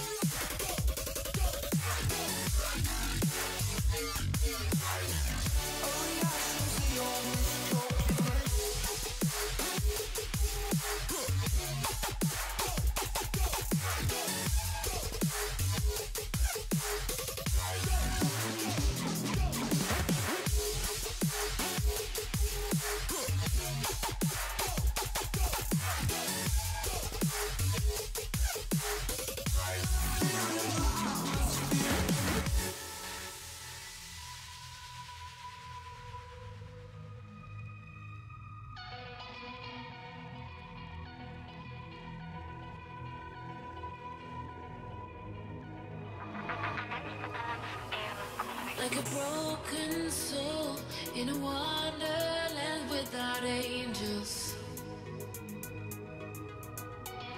That is how I feel when the mirror shows me a stranger. Yeah. And I know they're just fragments of a world where your absence all I get to see. Take me back to the planet where you and I are still meant to be. 'Cause I'm incomplete when you ain't by my side, when you don't wake up next to me. Yeah, I'm incomplete. I need you here tonight to cover up these empty sheets. 'Cause I'm incomplete. Yeah, I'm incomplete. Hey, 'cause I'm incomplete. I need you here tonight to cover up these empty sheets. 'Cause I'm incomplete.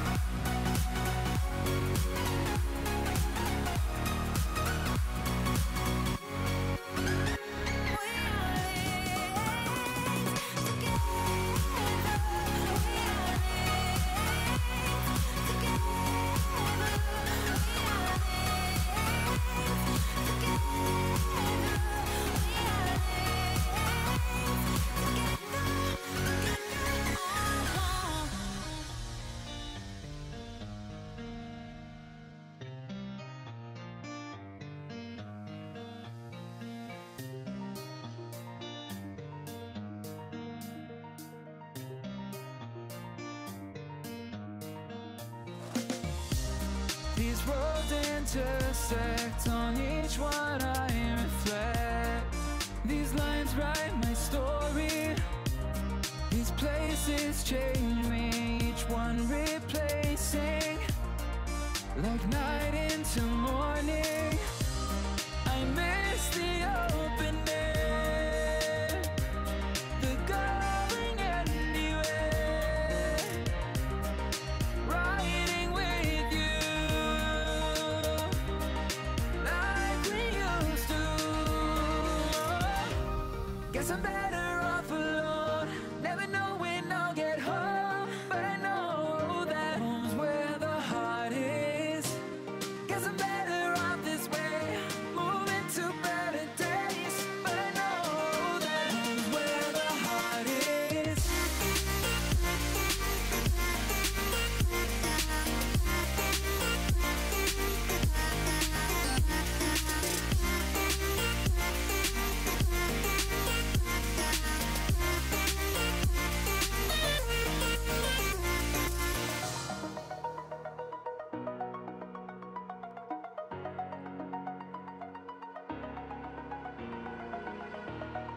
Over the edge, feel like I'm floating through the air.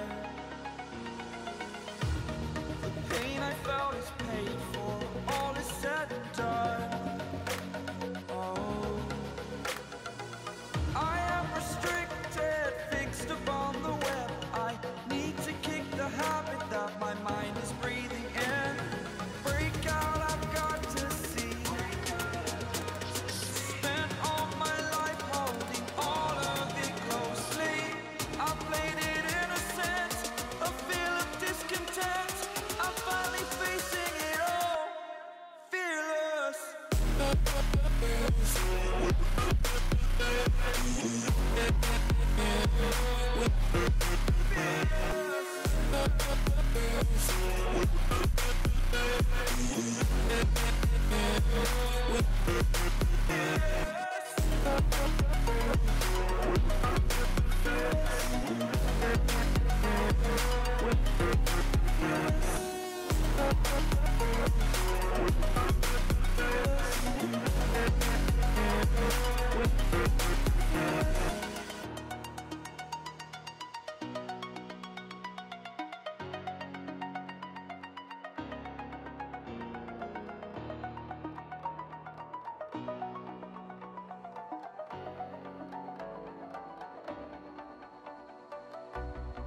As the leaves start falling down and the shadows above the town, I can finally see you now. I see the fear inside your eyes, I see the pain hidden in your smile. I can finally see you now. Oh, we radiate all over the world. We used to radiate, but now we're drowning.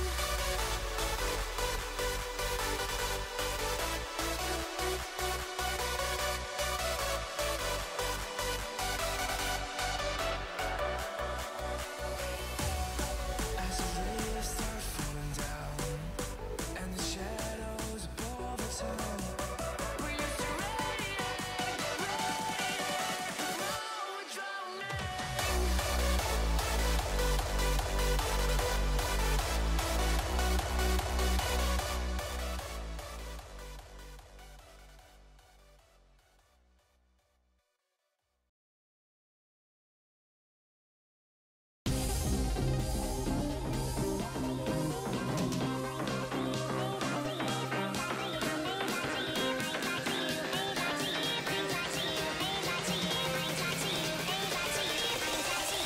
Crack it.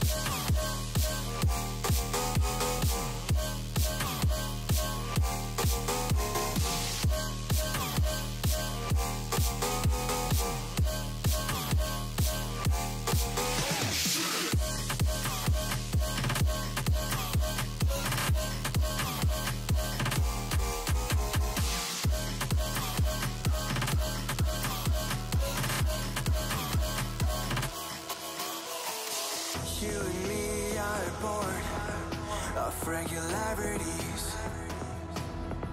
Living all the dreams, playing all the games, and getting high on love. They can chase us down, but we will always win. Leading every dance, feeling every touch, and getting high on love. We're invincible. Trust in me. We're invincible. Don't you see? We're invincible.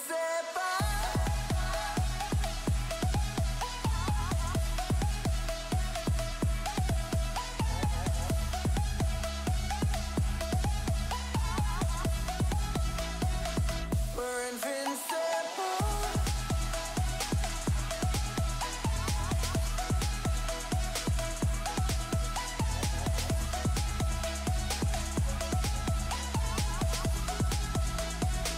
We're invincible.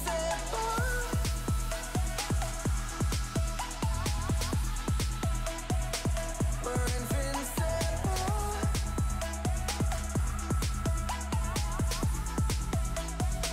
We're invincible.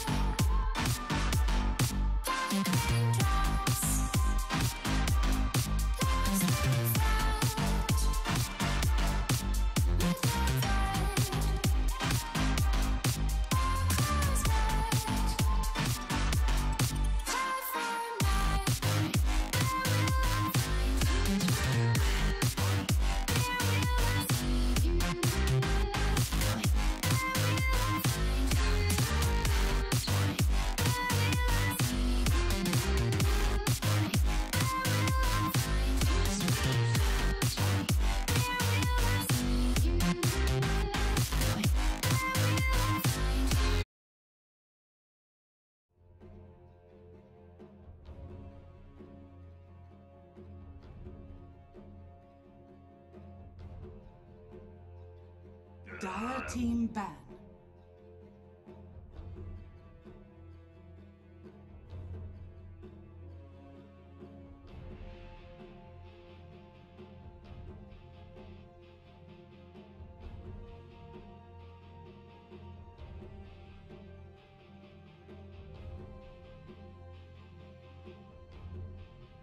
Ten seconds remaining.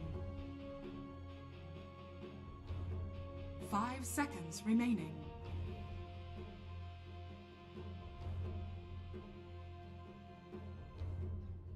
Radiant team ban.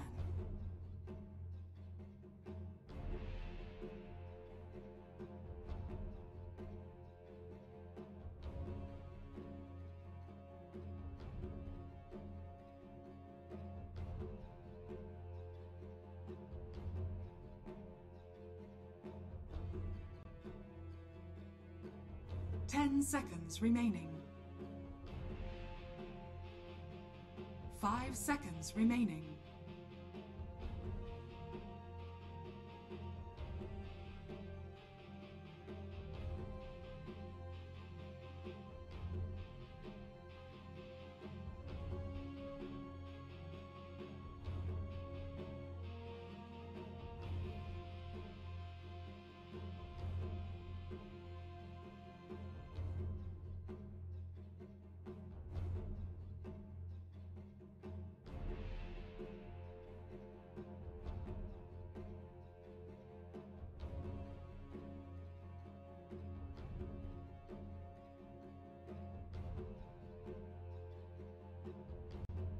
Dire team ban.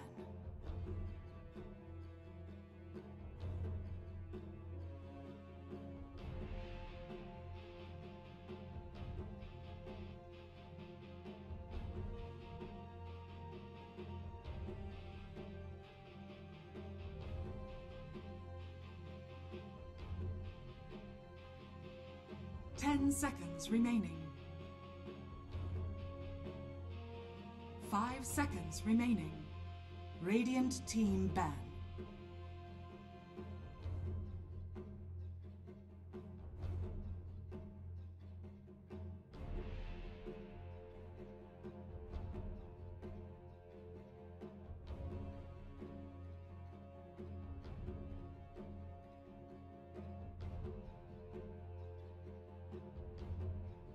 Seconds remaining.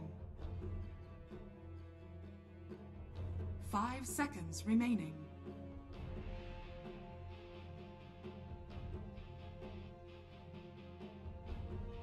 Dire team ban.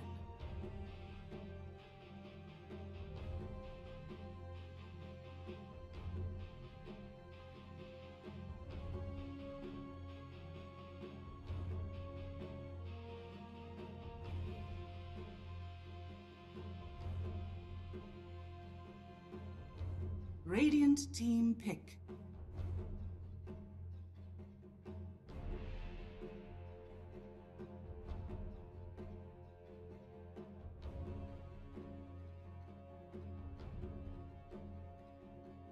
Dire team pick. Grimstroke.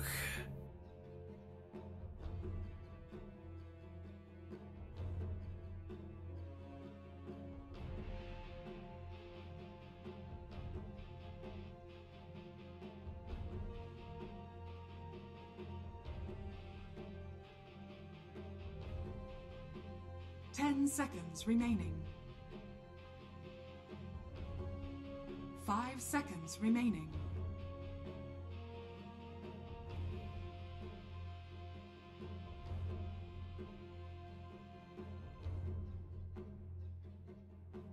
Dire team pick. Bang.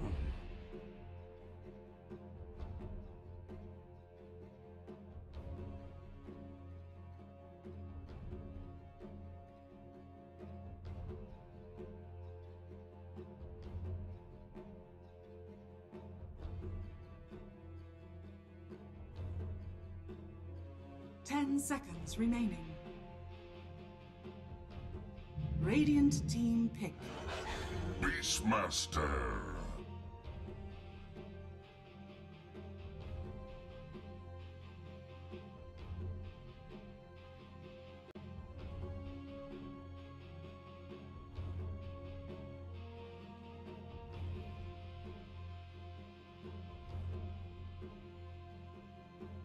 Seconds remaining. 5 seconds remaining.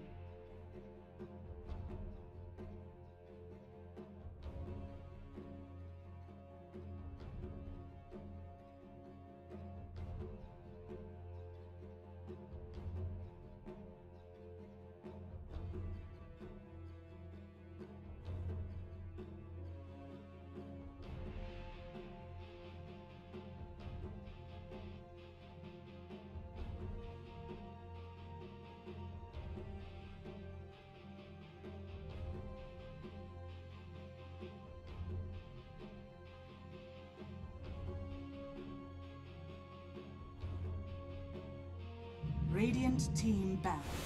Tide Hunter.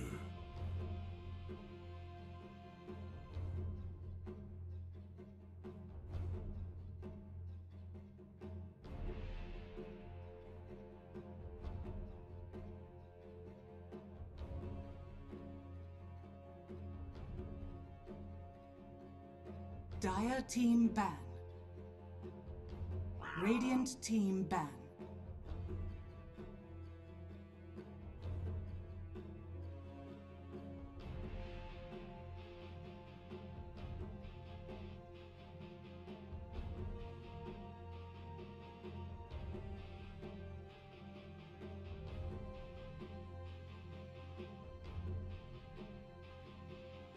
Seconds remaining. 5 seconds remaining.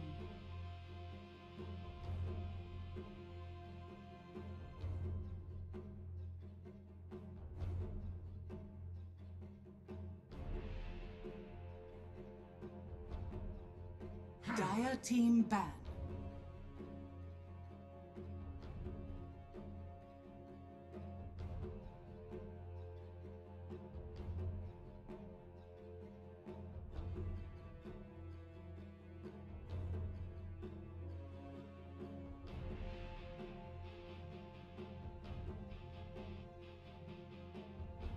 10 seconds remaining. 5 seconds remaining. Team pick.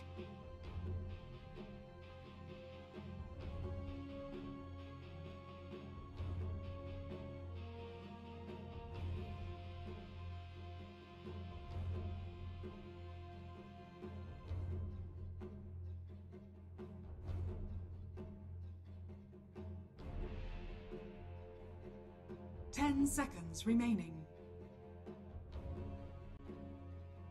5 seconds remaining.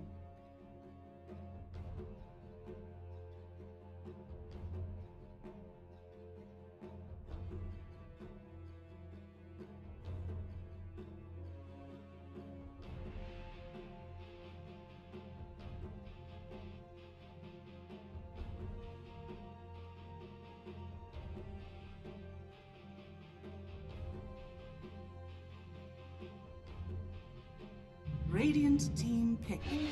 Spirit Breaker.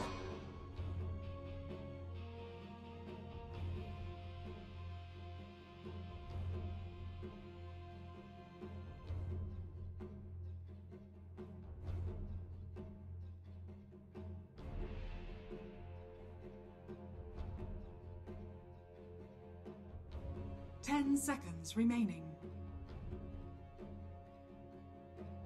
5 seconds remaining.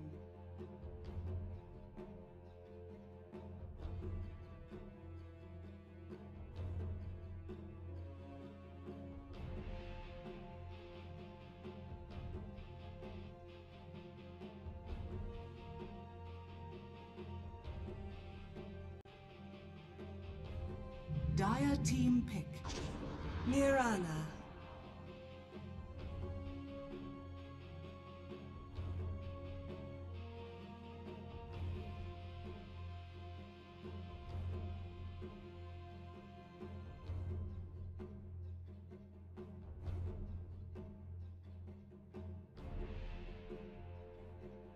10 seconds remaining. 5 seconds remaining.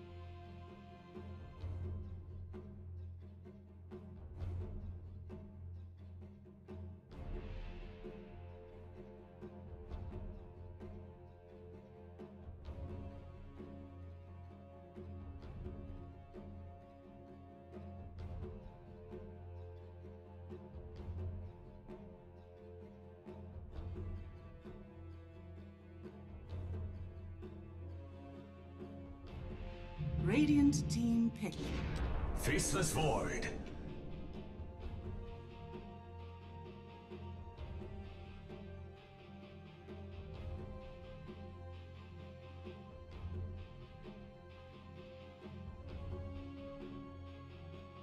Dire team ban. Morphling.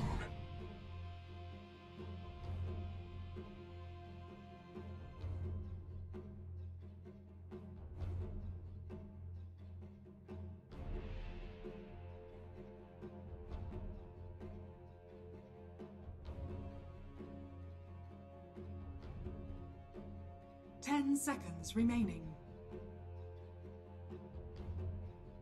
5 seconds remaining.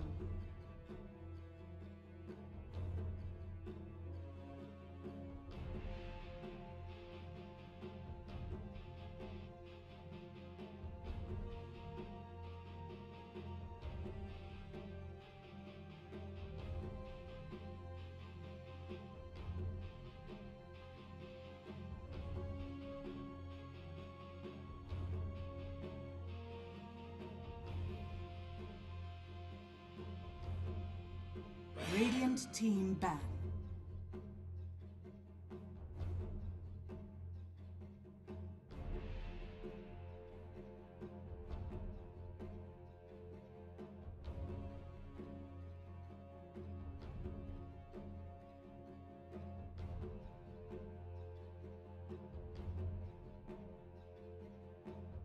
10 seconds remaining. 5 seconds remaining.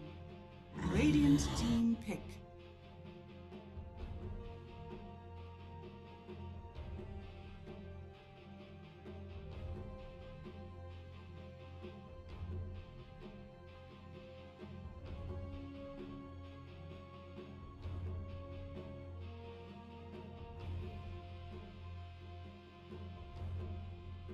Ten seconds remaining. 5 seconds remaining.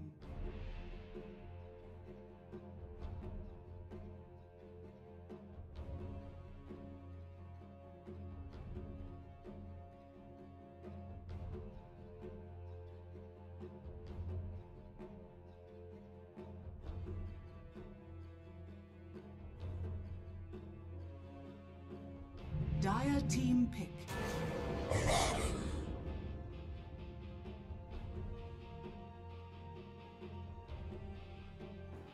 All right, ladies and gentlemen, boys and girls, welcome to the grand finals of the ILG Cup Season 2 Kolkata Regional Qualifier, live from Zone Cafe, powered by X-Ray. I'm Shades there. Joining me is Johnny, aka Flash. We have Signify versus Straw Hat Pirates. Game 1 draft already on its way. Signify have picked up the Grimstroke. Yes, we do see finally a Grimstroke, and it's going to be really interesting to see how this pans out. Looking at Straw Hat's last pick, they go for the mid Viper. I don't know how viable their Viper is, but that break would really help against that Morphling, against that Tidehunter. So I thought that they might go for a hero like a Medusa or something at mid, but they've gone for the Viper. Yeah, they go for the Viper. They want to ensure that they do have significant amount of early game, pun completely not intended, with that Viper, buying space for that Faceless Void to come online. And once the Faceless Void, I do expect him to rotate around a little more earlier in this game. Once he does have that Chronosphere, they're going to look to use that aggressively, especially with the Viper, who will be providing that constant DPS outside of the Chrono as well. They will be looking to shut down Swifty as well as Blizzard here in the early game, ensure that neither of them can really snowball hard out of control. But I think the ace up the sleeve for Signify here is going to be that Grimstroke, played up by Negi. Interested to see how much of a damage he can inflict here in the early game. The problem I see with Grimstroke is I don't see that many heroes that can be coupled up with Grimstrokes, I mean to do that damage with that link. Because if they had like burst damage heroes like Lina, Lion or something, his link would really be a big pain for the opposition, because it's going to do damage on 2 heroes. But over here, I hardly see that many burst damage heroes coming in for Signify with that Grimstroke. Yes, Morphling is there. He's going to go. I mean, he can do significant amount of damage, but not like heroes like Lina, Lion. Let's see how it pans out though. Looking at the lanes as well, looks like Blizzard is heading towards that middle lane with the Mirana heading towards the off lane. So looks like we will have a switch up in terms of laning here for Signify. The Abaddon going to be played up by Crowley, so that's going to be your frontline tank who will be bringing in a lot of sustain, a lot of heal for the Radiant side, allowing the Mirana as well as the Morphling to be a little more aggressive than they usually would. While, okay, let's go ahead and use this time to introduce you to the teams. No Chance playing up the Tidehunter, Crowley on the Abaddon, Negi will be on the Grimstroke, Swifty on the Mirana, and then finally puts Blizzard on the mid position 1 Morphling. And on the other hand, we have for Vibe, it is Salad playing that's Straw Hat Pirates. Straw Hat Pirates, that's Salad playing the Spirit Breaker, Akagami playing the Viper, Pop playing the Beastmaster, Rogue playing the Bane, and last but not the least, it is Smoke playing the Faceless Void.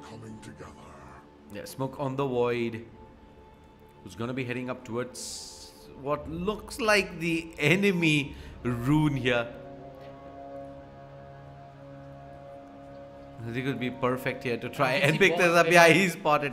They might have a clash happening towards bot. No, they are securing. Tidehunter gets some positional advantage, but Void picks up the runes, so that's 3 runes going in favor. Oh no, it's 2 runes each. Yeah, 2 runes each. No, actually it's 3 runes going in favor of... yeah, 3 runes going in favor for the dire side. Yeah, this is the only rune that Signify managed to pick up.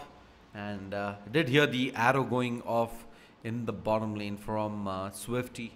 Looks like it was off target. But regardless, Morphling versus the Viper in the mid lane. Not a fun lane for the Viper to go up, for the Morphling rather to go up against. Is going to be a lot of harass. Tide Hunter. Initially, I expected that to be an off-lane Tide Hunter, but it's going to be played up by No Chance in the safe lane here, supporting up the Mirana. Yeah. Not really the best of combos with the Mirana, but Signify are going to have to make do with this. Yes, Mirana is... all your agility carries are hot picks right now, but they go for that early, quick 4-8 bans, get that additional damage, helps them farm also quickly. Mirana, it's going to be really interesting to see the item choice coming in for Mirana, but Tide Hunter is already taking so much damage. He goes for the heal though on time, but the heal is also cancelled. Again, they might be able to get that kill if that pig is able to hit him and slow him down, but no. No Chance tiptoes away from both the Beastmaster as well as the Spirit Breaker. And charge attempted here, but that Tide Hunter is just so tanky right now. It's not going to be...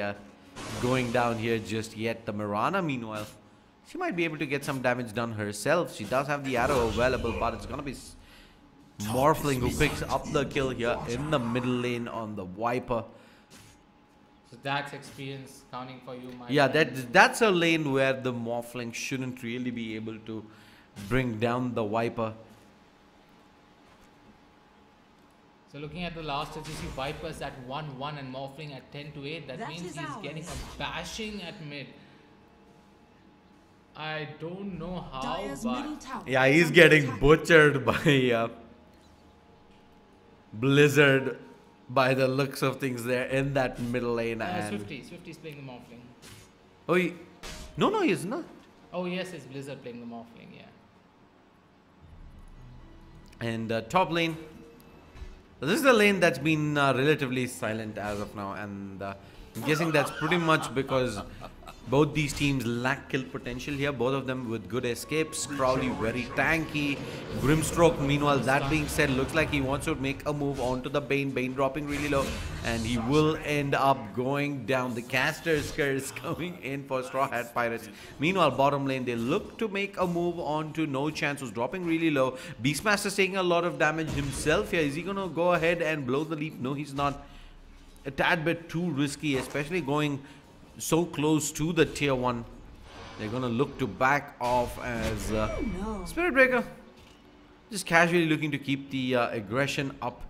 No real kill potential there, but that being said, the Nightmare comes off onto Nagi, and Crowley should be able to clean up onto the Faceless Void. A nice combo coming in from Grimstroke over there. They are going with that aggressive damage, get that stun in, and Abden is able to get that early kill onto Void, so giving him the advantage in lane as well. You see the last hits, it's really in favor of Signify right now. That it is 3 minutes 40 seconds as the Nightmare comes off yet again onto Crowley, who's thinking about trying to make a move. Oh, the Faceless Void gets the time lock and able to bring down the Grimstroke there, and now they're just going to trade blows. He does have the aphotic shield coming off, but he's going to be able to salve and back off. Meanwhile, Spirit Breaker looking to set up a kill here on Blizzard in the middle lane. Oh, is this a solo kill on the Beastmaster? Yes, it is. Sheesh, man. Again, kills that Straw Hat Pirates really shouldn't be giving away here. We managed to catch out too, but he's going to miss. How did that miss by a pixel? And I thought that that was going to land and maybe kill the Bane over there, but unfortunately Nagi could not close that kill out.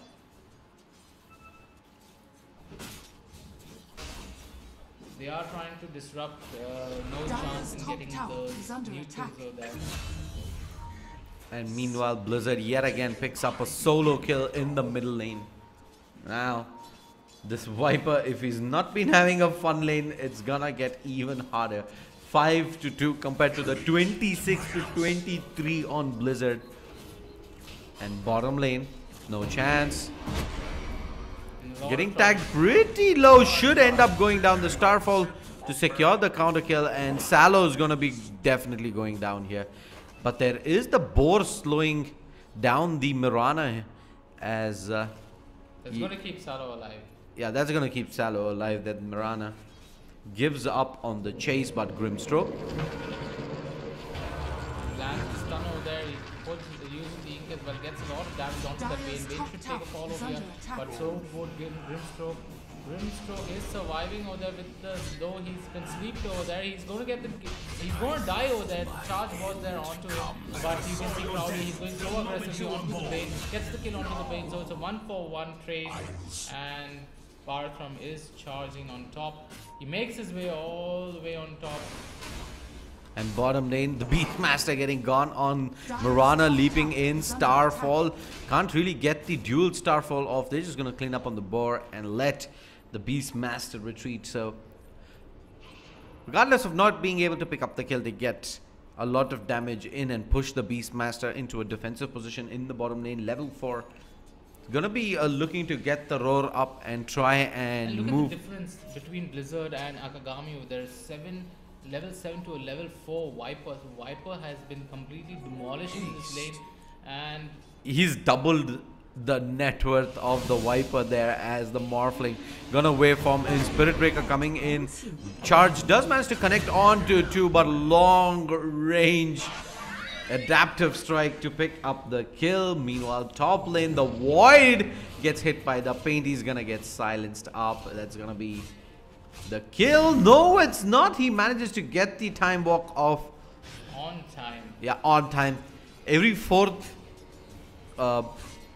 DPS coming in from the Abandoned does have the silence picked up. They got the charge. This time they're trying to single out the Grimstroke, and they should be able to do so. Grimstroke dancing around. And the face is wide. Oh, he will go down, but before that, he does get the paint off by Crowley. Radiant structures. Now this can become a problem here because Void is slowly catching up in farm. He's got 2 kills in this lane. Only has died once.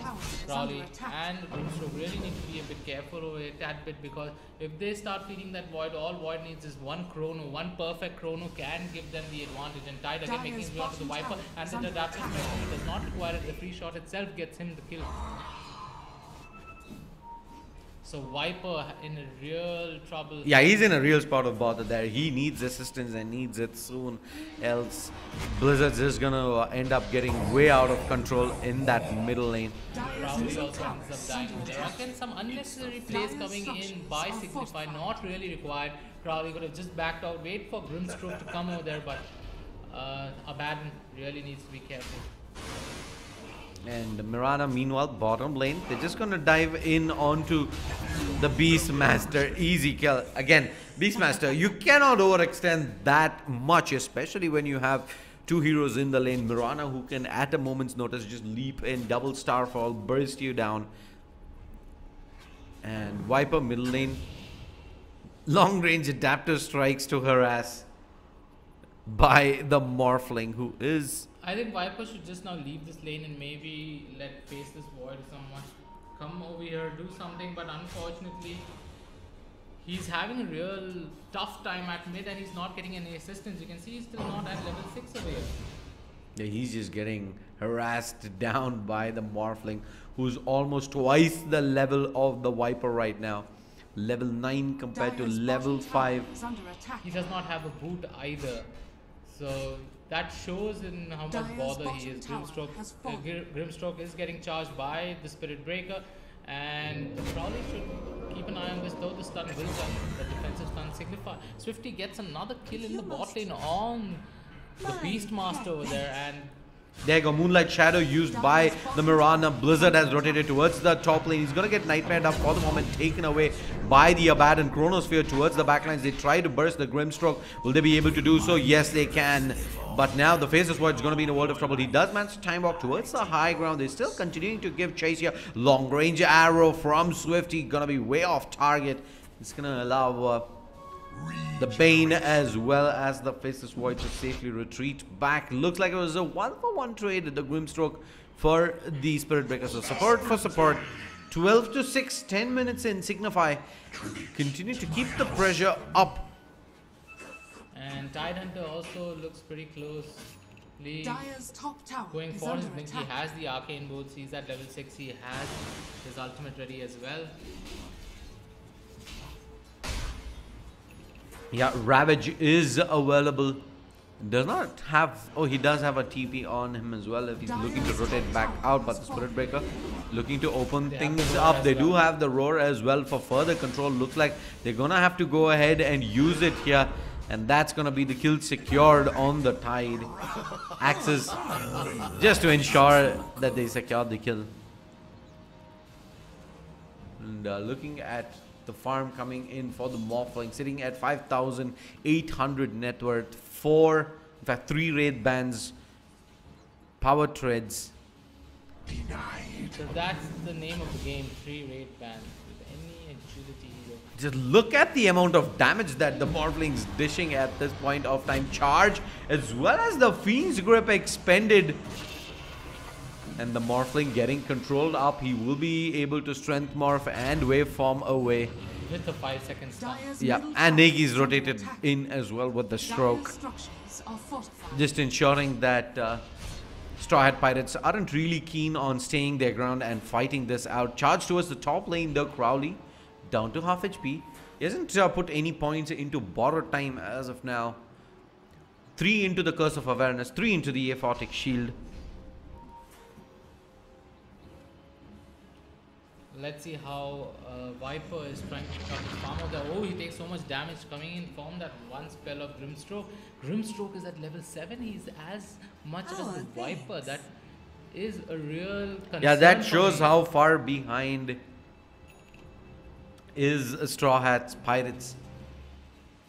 And now they're gonna have to have one support parked in the mid lane to ensure that the Viper doesn't get dough on time. And again, we're gonna find the Grimstroke, so this is gonna be an easy kill. The re-engage back in though. Mirana as well as the Morphling, they do manage to get the Chrono onto 2, but Mirana just gonna jump high ground. They do pop the Moonlight Shadow with more support coming in for the side of Straw Hat Pirates. A beautiful arrow connecting in onto the Bane, who does drop really low, and the Ravage expended. That's gonna be the burst damage available.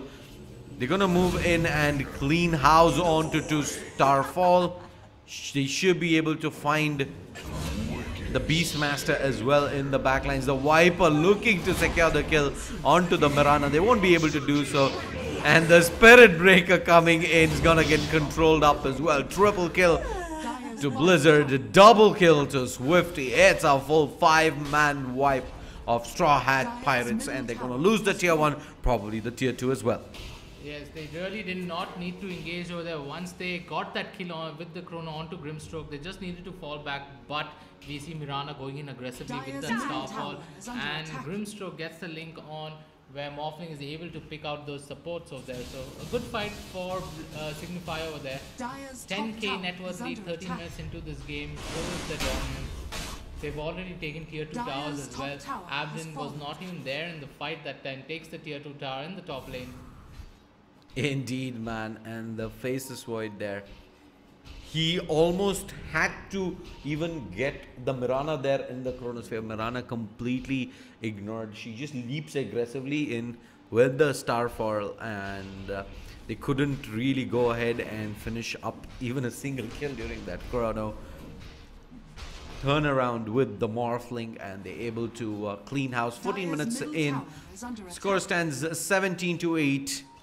Gold lead of about 10,000, XP lead of about 10,000, and Signify are firmly in the driver's seat of this game 1 in the best of 3 grand finals for the ILG Cup Season 2 Kolkata Regional Qualifier, happening live at Zone Cafe, powered by X-Rig. Big shout out to all the sponsors. Title sponsor LXG, powered by Logitech G. Associate sponsors LG and Nvidia. Online media partner Sportskeeda.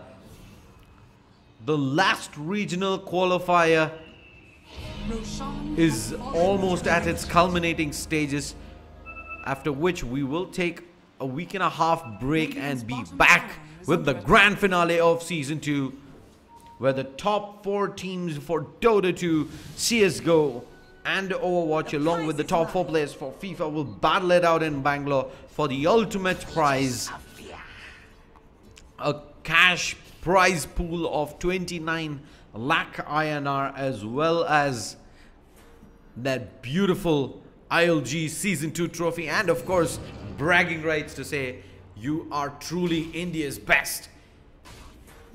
For now, Signify looking to take a 1-0 lead here, well and truly on their paths to doing so as well.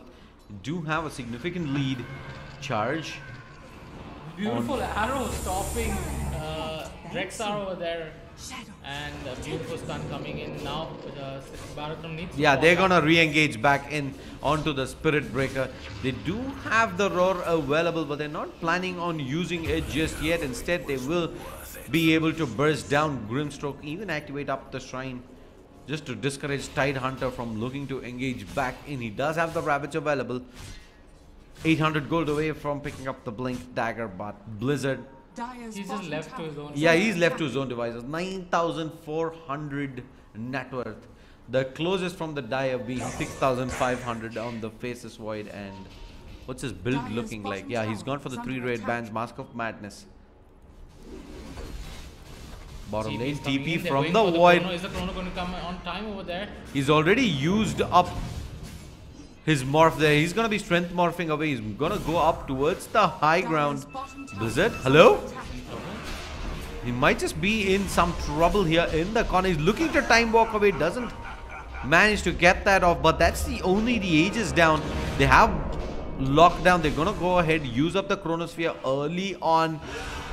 Roar used up as well, but he's tanking through the entirety, and now Swifty's gonna pop the Manta style, go to work. That's the Beastmaster down. Viper's back into the fight, but is it too little too late? Morphling wants to go back in. The illusions alone doing enough to push him back. The arrow just about off target. And we see the Bane trying to see if he can catch someone off guard over there and maybe get an entry for Straw Hat Pirates. But now they are going to high ground. They're going to try to contest level. Yeah, that looks highly unlikely. They're long range. They even snipe off the Viper. That tier 3 already under siege. They also have Ravage available, and Tidehunter's waiting to pull that Ravage over there. You can see him animating, cancelling that Ravage over there, scaring people away. And finally he pops the Ravage, gets a Ravage onto 3, and Bane falls. So is the Beastmaster. Yeah, Beastmaster is gonna end up going down as well. They're already knocking on the door. 18 minutes in. It's gonna be the Rax is down in the bottom lane. Faceless Void. Are they going direct to tier 4? Are they there? No, I don't think that's gonna be the case. What is Crowley doing? Nah, he's just roaming around in base. There's no way they get the tier 4s right now. Especially with the Beastmaster as well as the Bane respawning back. But what they can do is definitely go for the tier 3s in the top lane. Spirit Breaker cancelling away time and again that Nether Strike. They will pop the dust, but who's got the damage? Nobody is the answer. Mirana is gonna get Fiend's gripped up, but Morphling just waveforms and says hello. And yeah, oh, the Roar, I think that was onto the illusion. That's an ultra kill, and now he wants the Rampage as well. GG is called. Signify take game 1 of this best of 3 grand finals. They're just one game win away from that final spot in the ILG Cup Season 2 Dota 2 Grand Finale at Bangalore. Don't go anywhere. We will be back shortly.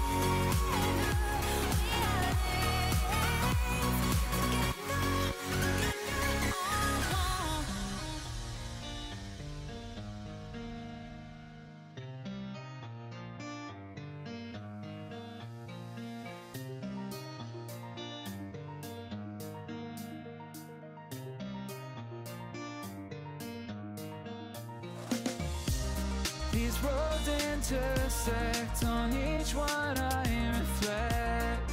These lines write my story. These places change me, each one replacing, like night into morning. I miss the open air, the going anywhere, riding with you like we used to. Guess I'm better off alone, never know when I'll get home, but I know that home's where the heart is.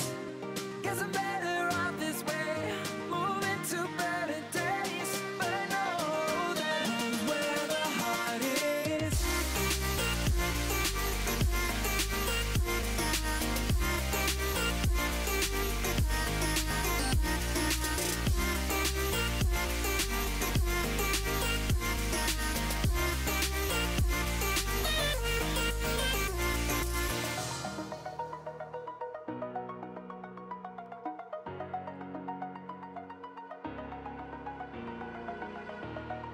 Over the edge, feel like I'm floating through the air.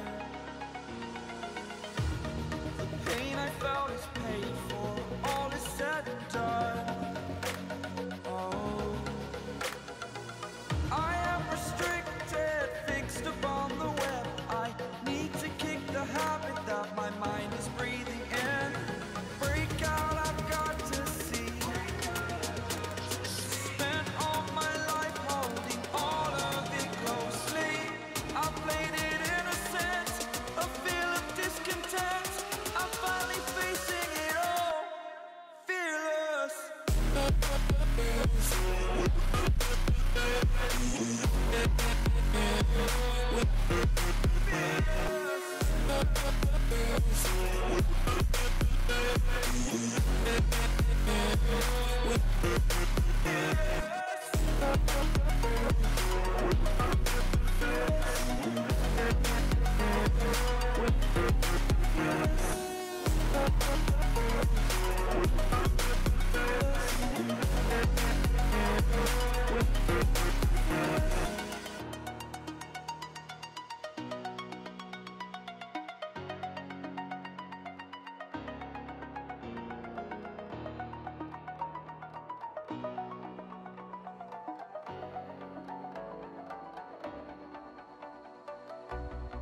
As the leaves start falling down and the shadows above a town, I can finally see you now.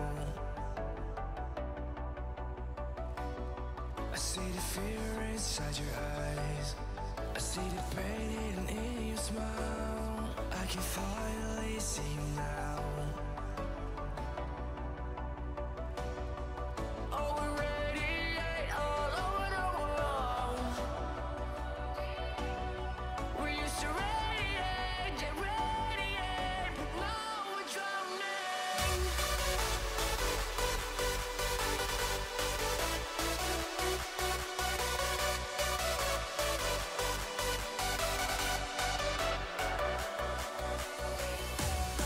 As the leaves start falling down and the shadows above the town, we used to radiate, but now we're drowning.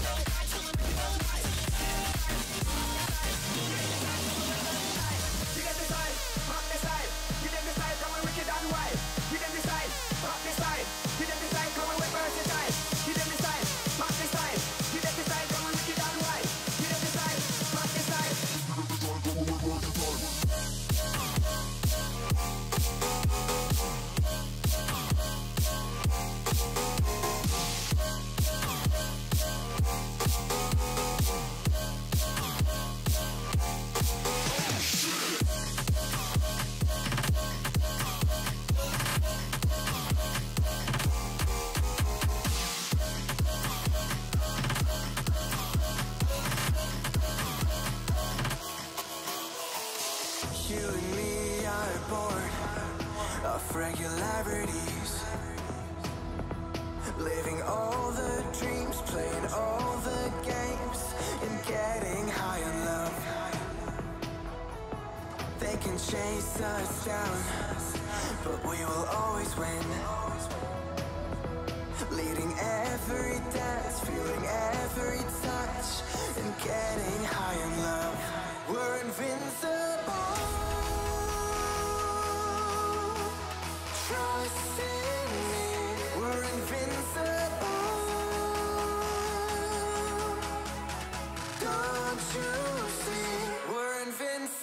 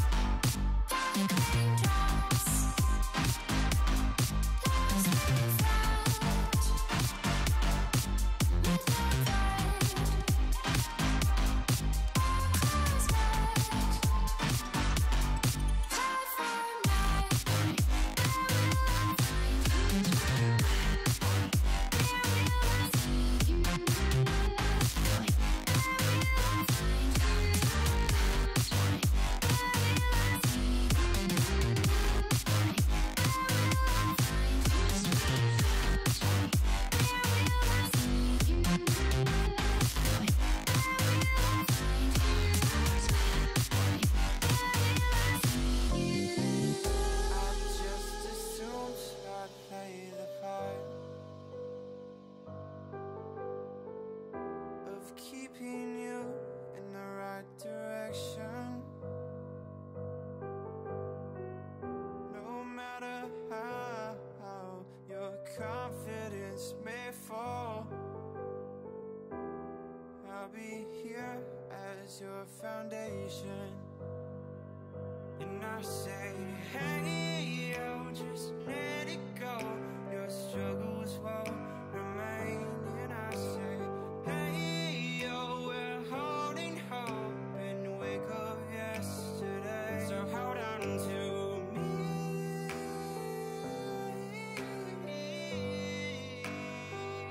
Hold on to me.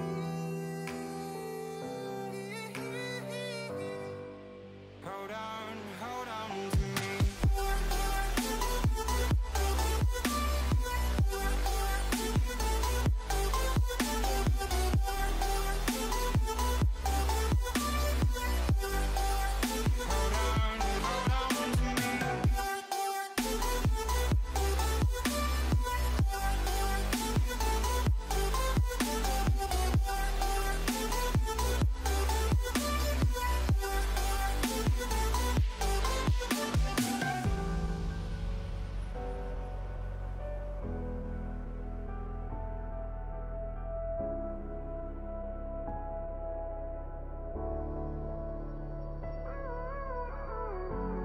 Gave you too much, now I'm swallowed.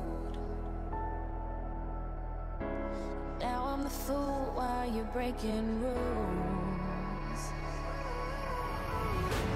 Dangerous path that I follow. Oh, on, just do what you do. Own it. Hurts as I bleed for you, cry for you. Let me bleed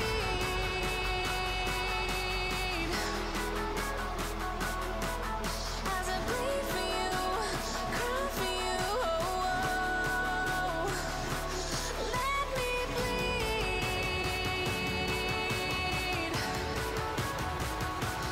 Let me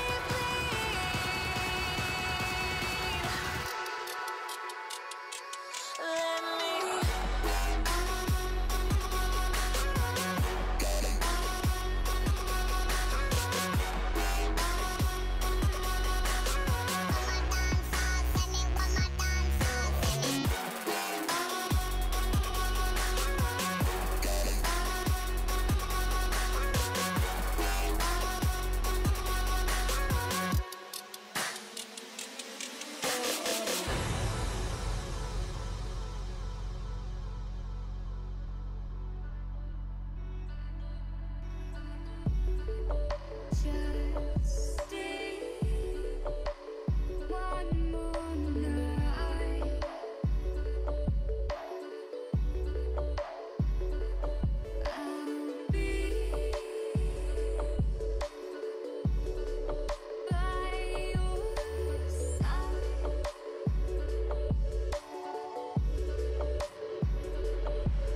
We'll live for a new day. We live life the hard way, but not today. Just stay. Just stay. Just stay. One more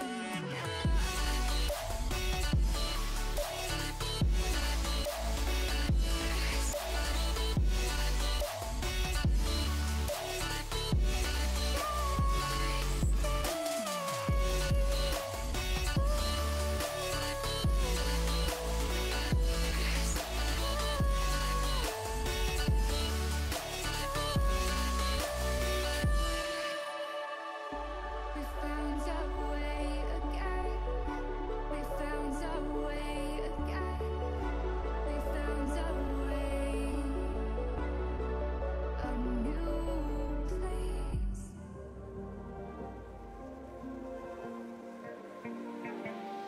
So fragile, like it was built to break off the handle. How'd we get to this place? We're leaving everything behind for new and exciting feelings, but I won't leave you. Will everything we know be lost and changed for something new? Only time will tell, but I'll be holding you. I'll be holding you. I'll be holding you. I'll be holding you. I'll be holding you.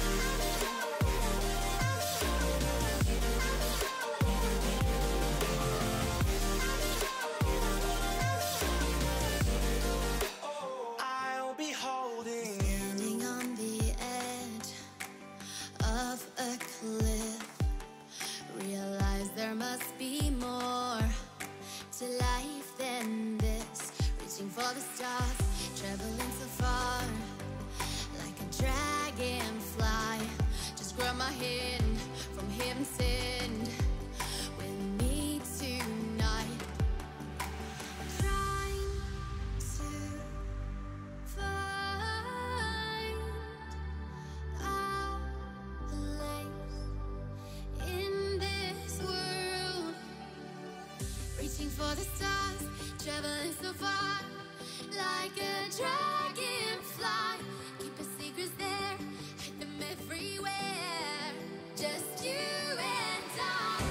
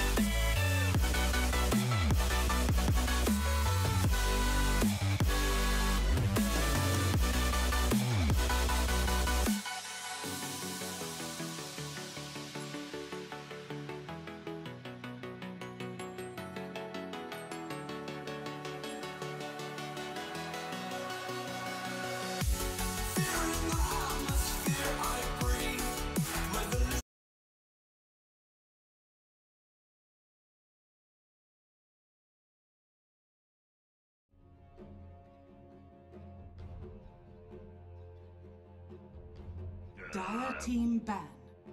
Radiant team ban.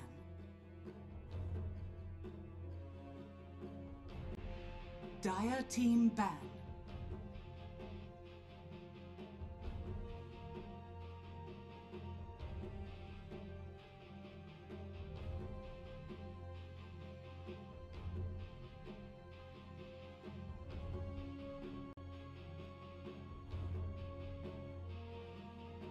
Radiant team ban. Dire team ban.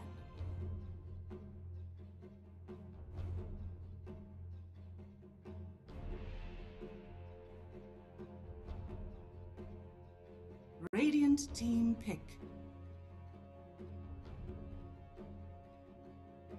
Dire team pick.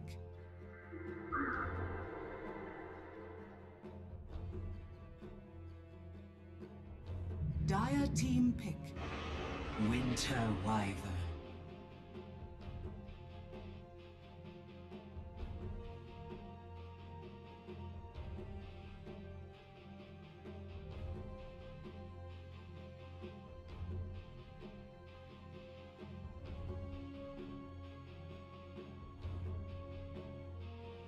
Ten seconds Radiant remaining. Team pick. Radiant team back. Luna.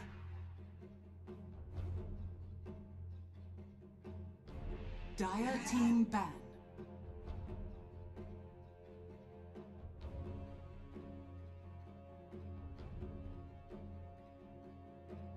Radiant team ban.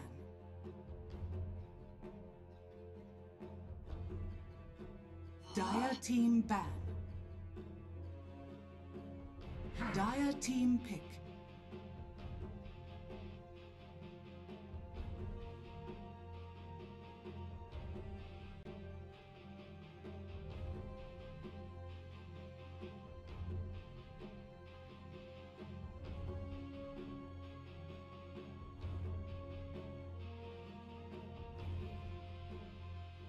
10 seconds remaining. 5 seconds remaining. Radiant team pick. Necrophos.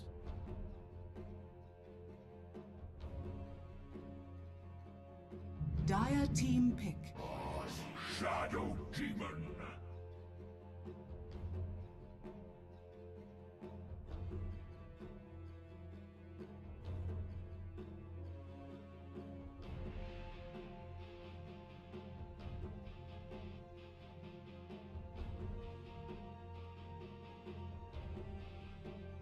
Ten seconds remaining.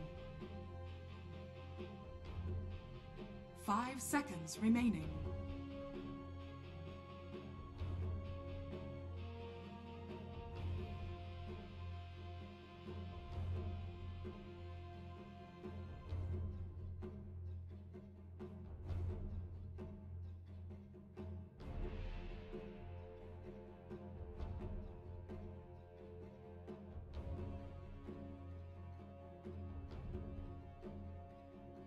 Radiant team pick. Abyssal Underlord.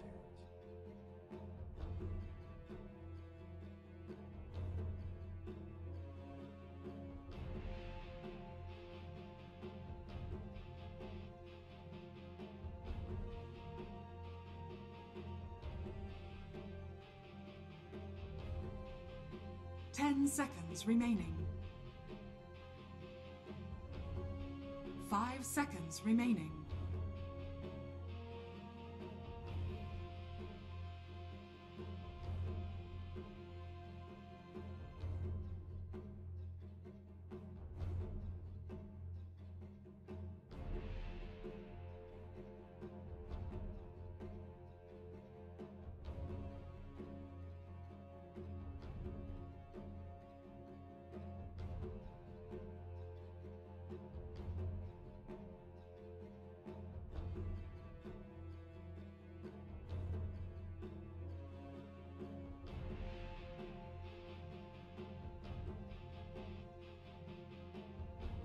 Dire team ban. Double Shaman.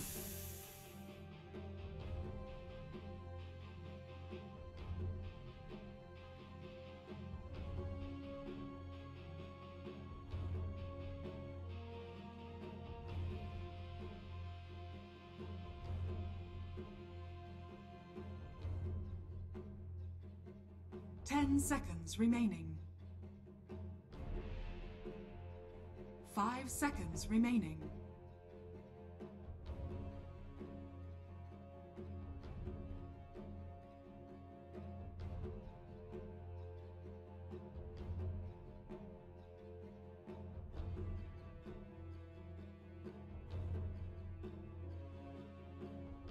Radiant team ban.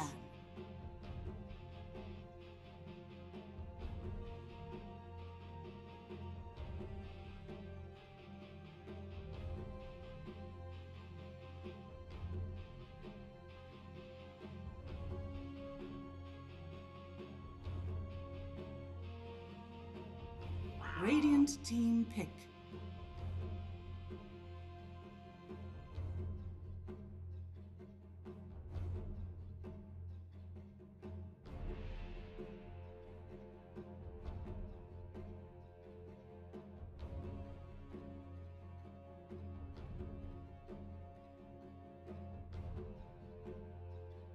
Ten seconds remaining.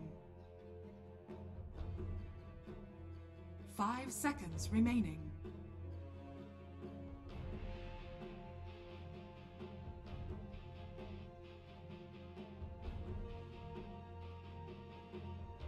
Dire team pick. Our world devourer. Alright, ladies and gentlemen, boys and girls, welcome back to Game 2 of this Best of 3 Grand Finals from the ILG Cup Season 2 Kolkata Regional Qualifier, live from Zone Cafe, powered by X-Ray. I'm Shadeslayer. Joining me is Flash. Signify just one game win away from securing that final spot in the ILG Cup Season 2 Grand Finale at Bangalore as they go for the OD to round up the draft for Signify. Straw Hat Pirates still need a safe lane carry. Who are they gonna go with? They do have the Necrophos mid lane, off lane with the Underlord, and they're gonna pick the Juggernaut for the safe lane, waiting on players to pick up their heroes.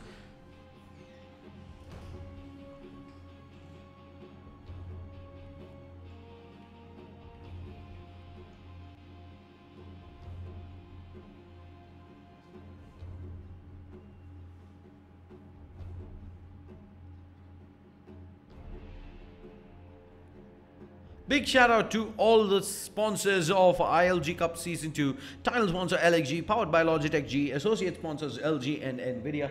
Online media partner Sportskeeda.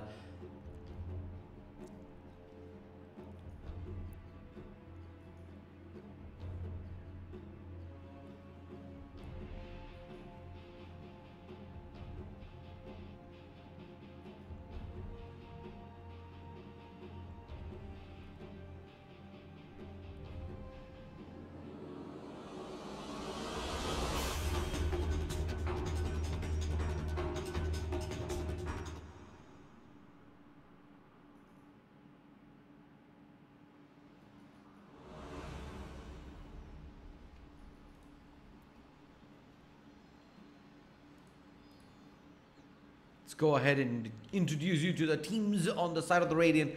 We have a Signify, No Chance on the Shadow Demon, Crowley on the Shadow Shaman, Negi on the IO, Swifty playing up the Outworld Devourer, and that finally puts Blizzard on the Luna. While on the Dire side, we have Straw Hat Pirates, Salo on the Winter Wyvern, Akagami on the Necrophos, Pog on the Underlord, Rogue on the Sanking, and that finally puts Smoke on the Position 1 Juggernaut.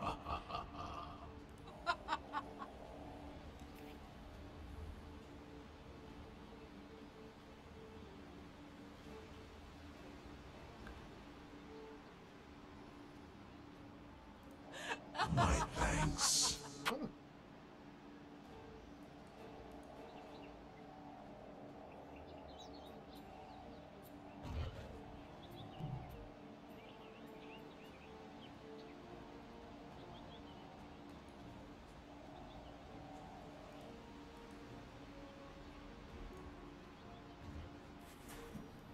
Top lane looks like it's gonna be the Shadow Demon plus the Shadow Shaman, and that's going to be a lot of pressure on this Try lane.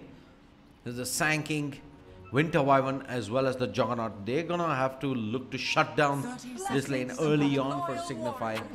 They do have the numbers advantage. They do have kill potential.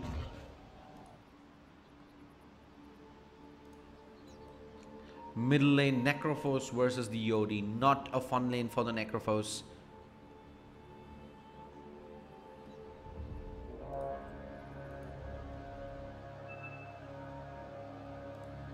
Io Luna versus the Underlord. Again, Underlord shouldn't really be able to get much done in the off lane here. As Blizzard walks up, they're gonna pick up both the bounty runes in the bottom lane. Top lane, however, Crowley dropping low. He's gonna be able to salve up, even pick up the bounty rune. The second Butter Strike comes in. This should be the kill. Secured needs one more. There you go. Juggernaut picks up first blood, and exactly this kind of start that Straw Hat Pirates needed here, moving into game 2.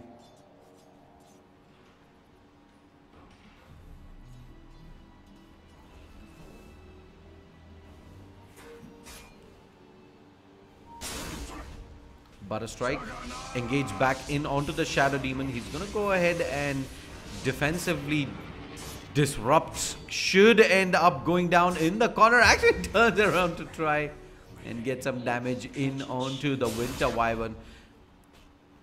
As Shadow Shaman, standing his ground, will be able to secure the kill, but he's getting body blocked up right now. Dispersion off cooldown, and Crowley is able to survive.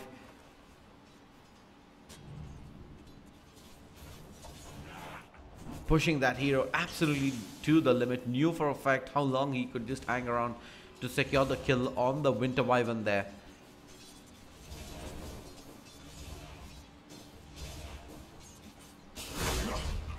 See the Impale coming in, and there the destruction as well. And they are making the move on to them, but he is going to fall back safely. They're going on to the Underlord on the bottom lane. Luna can get this kill. He does have the Lucent Beam as well. Is he going to use the Lucent Beam though? He moves just about into fog there, and yeah, they should be able to secure the kill. And beautiful body block. Yeah. Beautiful body block coming in by the IO there. They didn't have to use the Lucent Beam. Meanwhile, they do end up losing the Shadow Shaman in the top lane, so it does come at a price. An off-laner for an off-laner traded away. Shadow Shaman hasn't really had the best of starts Dire's middle tower this game, and the deny coming in from Akagami. He does have to redeem himself over here, but he's going to have a tough time against the OD in this lane. And Swifty already giving him a tough time over there. He's already at level 3. Akagami finally touches level 3 over here. 9 to 7 compared to the 4 to 3 in the lane here. Last time Blizzard gave him a tough time with that Morphling over there. And with Viper, he really was trouble. Again, now they're making their way onto the Underlord. Underlord taking a lot of damage. Lucent Beam coming in as well. And the IO doing so much work for that Luna in the bot lane.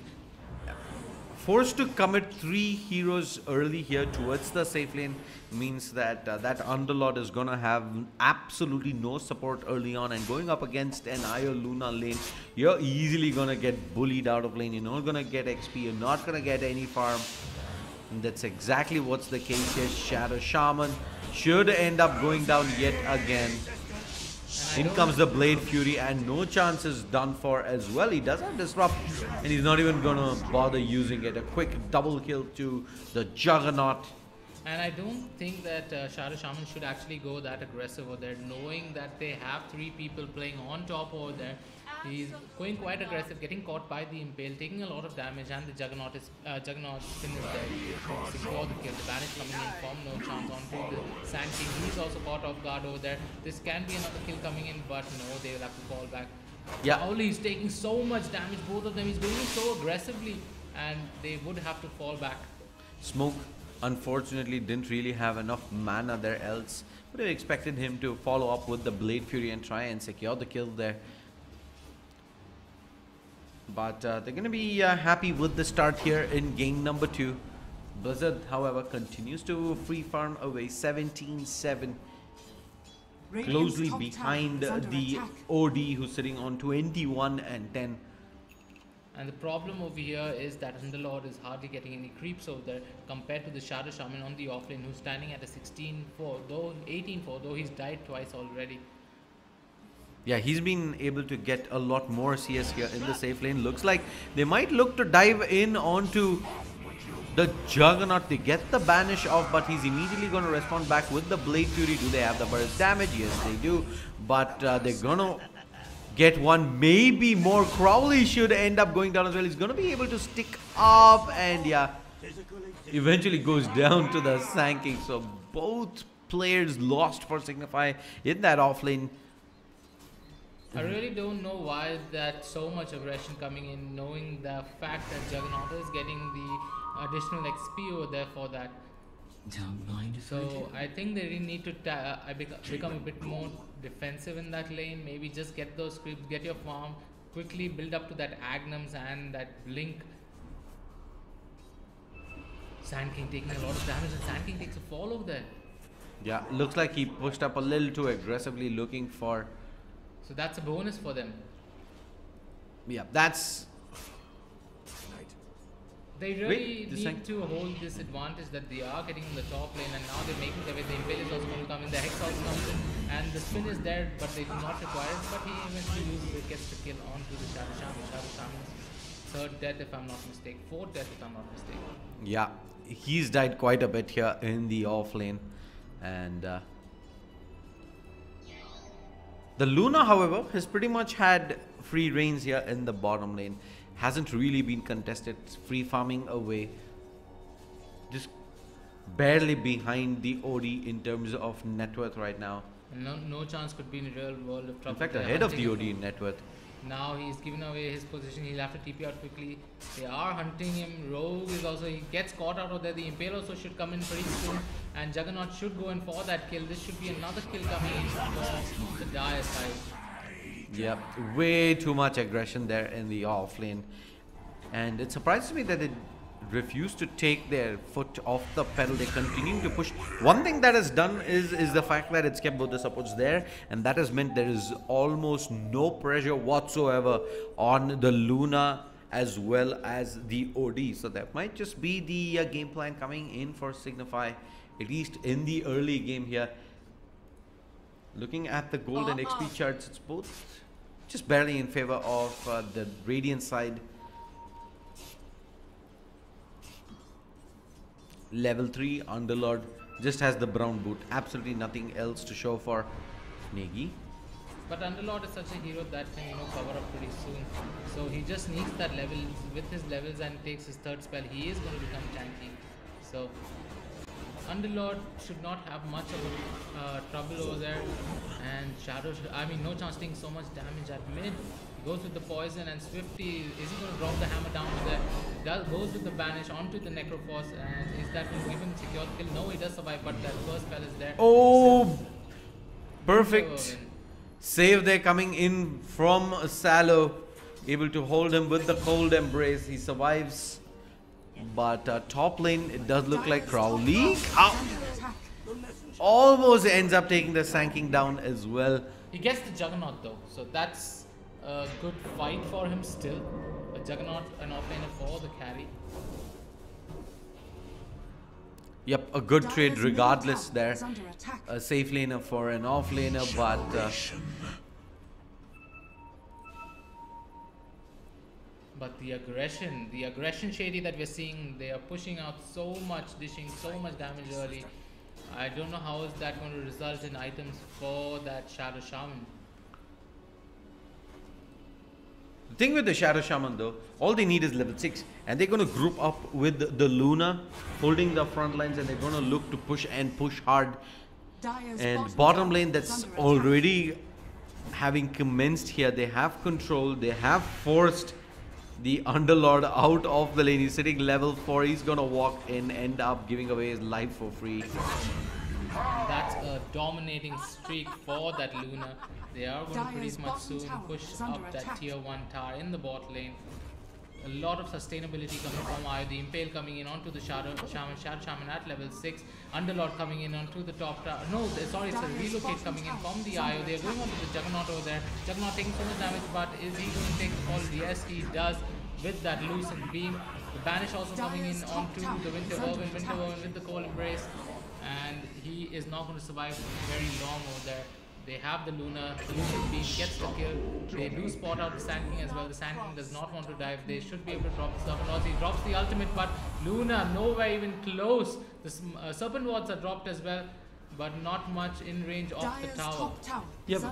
Surprise, it's a questionable use of the ultimate in the Eclipse from the Luna, but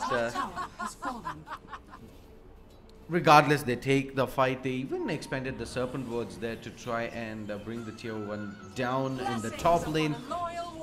Swifty meanwhile continues to control up the Necrophos. The Necrophos has got nowhere to go. And the question is he going to drop the ultimate? Is he going to drop the ultimate? He just because he drops the hammer, gets the kill. He's going to get another one as well, but Shadow Shaman KS is that kill. I thought he'll give it to Swifty there.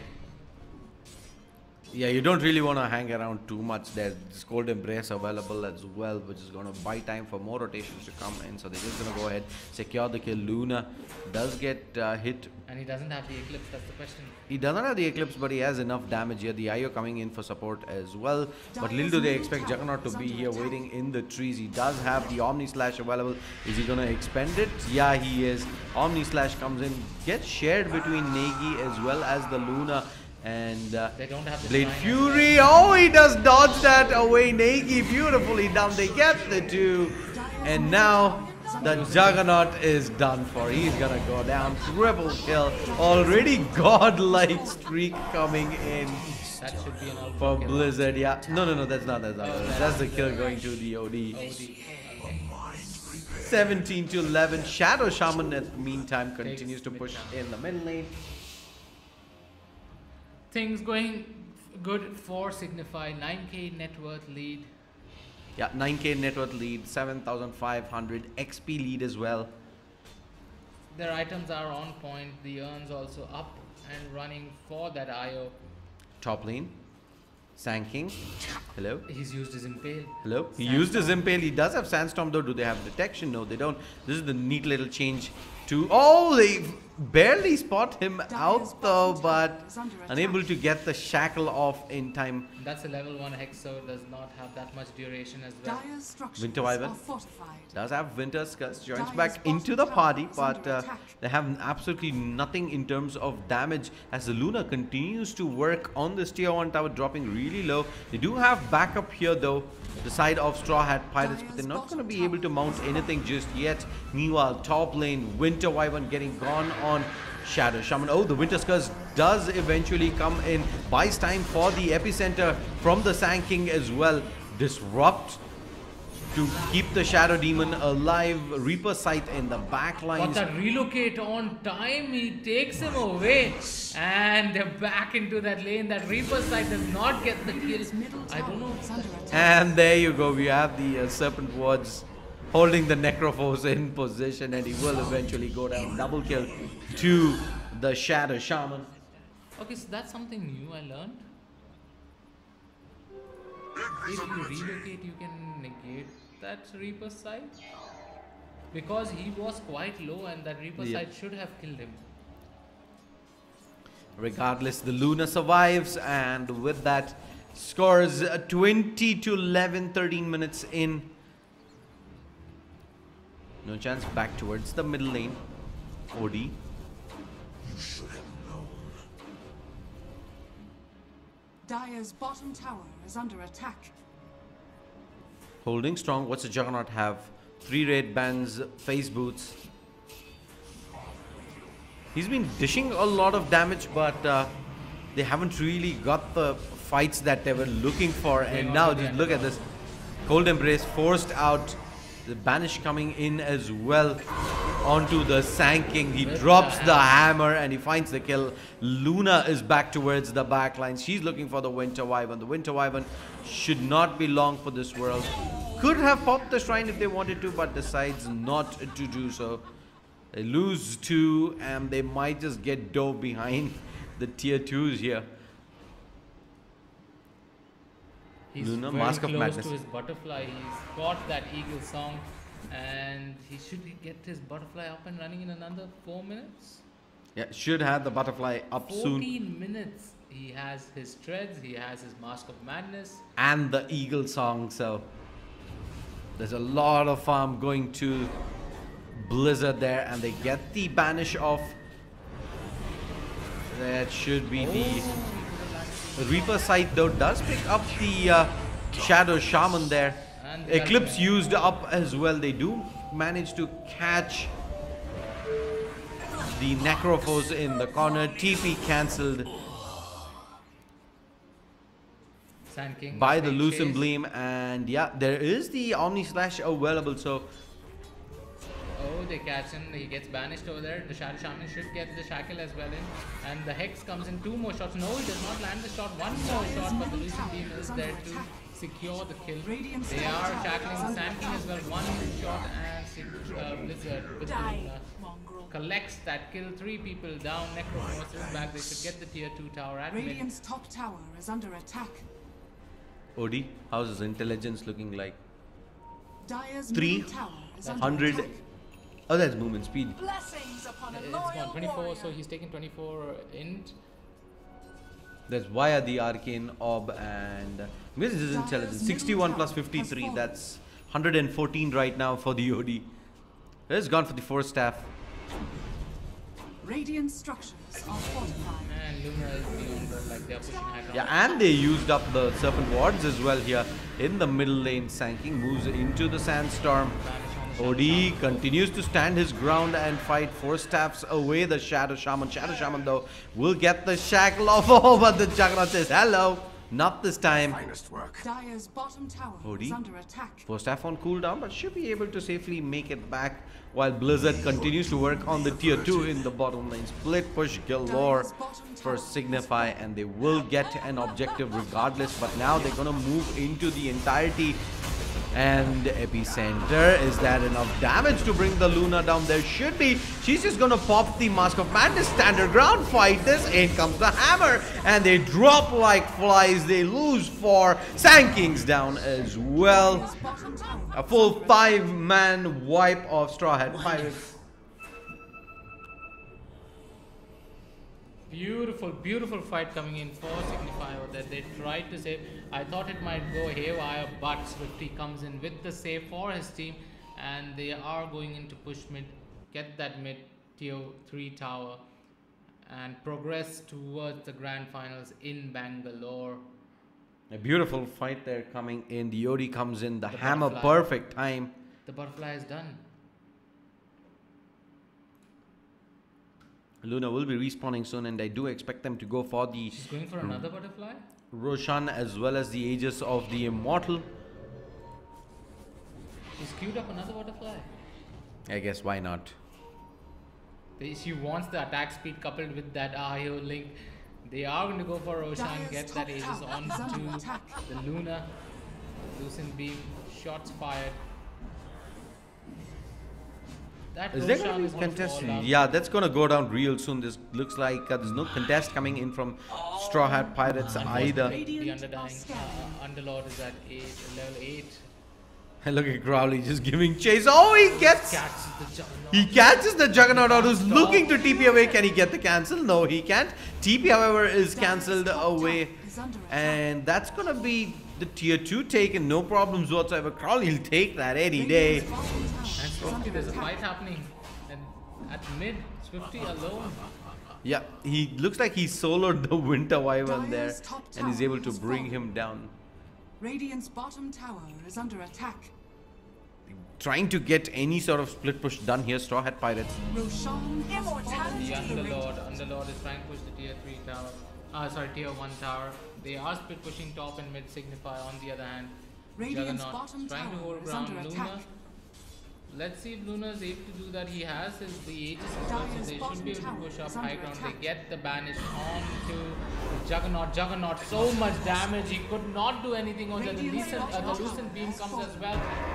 The Underlord TPs in quickly. It's gonna get immediately straight Hex back up. The tier 3 is down. Luna in the high ground with the Aegis of the Immortal wailing away. See where the beams are going. They are getting harassed way beyond the tier 3 tower. Yeah, they're behind the tier 4s right now, and they're getting hit by the glaives there from the Luna. Absolutely no contest whatsoever. She will be able to bring down the ranks. Oh no. The epicenter part. The epicenter. Oh, it does manage to pick up 2 kills there by the looks of it. In fact, there's just the Aegis loss setting on the Luna. Actually, not even that. Survives with the Shadow Shaman saving him. Yeah, he did come immediately straight back into the fight. They could have used the hammer as well, just for good measure. They get the kills, triple kill to Swifty. Necrophos is down as well as they go for the tier 3s in the bottom lane. GG is called, and with that, Signify will be your champions of the LG Cup Season 2 Kolkata Regional Qualifier, taking down Straw Hat Pirates 2-0 in the grand finals, and will take the final slot in the grand finale of ILG Cup Season 2. Big shout out to all the sponsors. The title sponsor LXG, powered by Logitech G, associate sponsors LG and Nvidia, online media partners Sportskeeda. Special shout out to Zone Cafe, powered by X-Ray, for helping us out with the Kolkata qualifier this weekend. This is Shadeslayer as well as Flash signing off. See you folks at Bengaluru for the grand finale.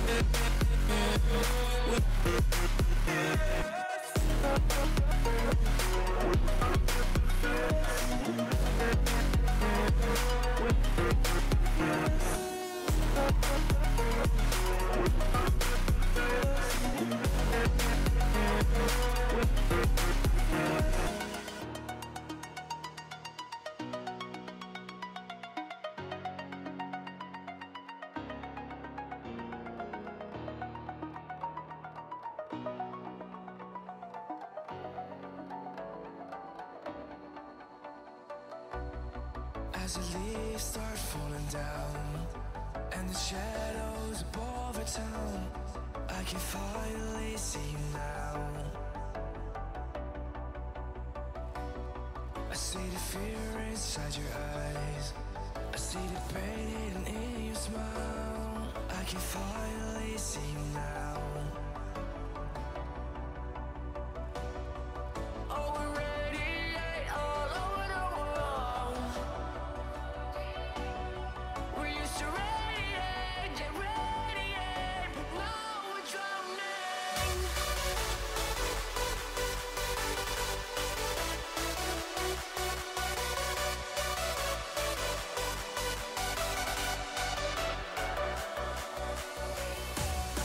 As the leaves start falling down and the shadows above the town, we used to radiate, but now we're drowning.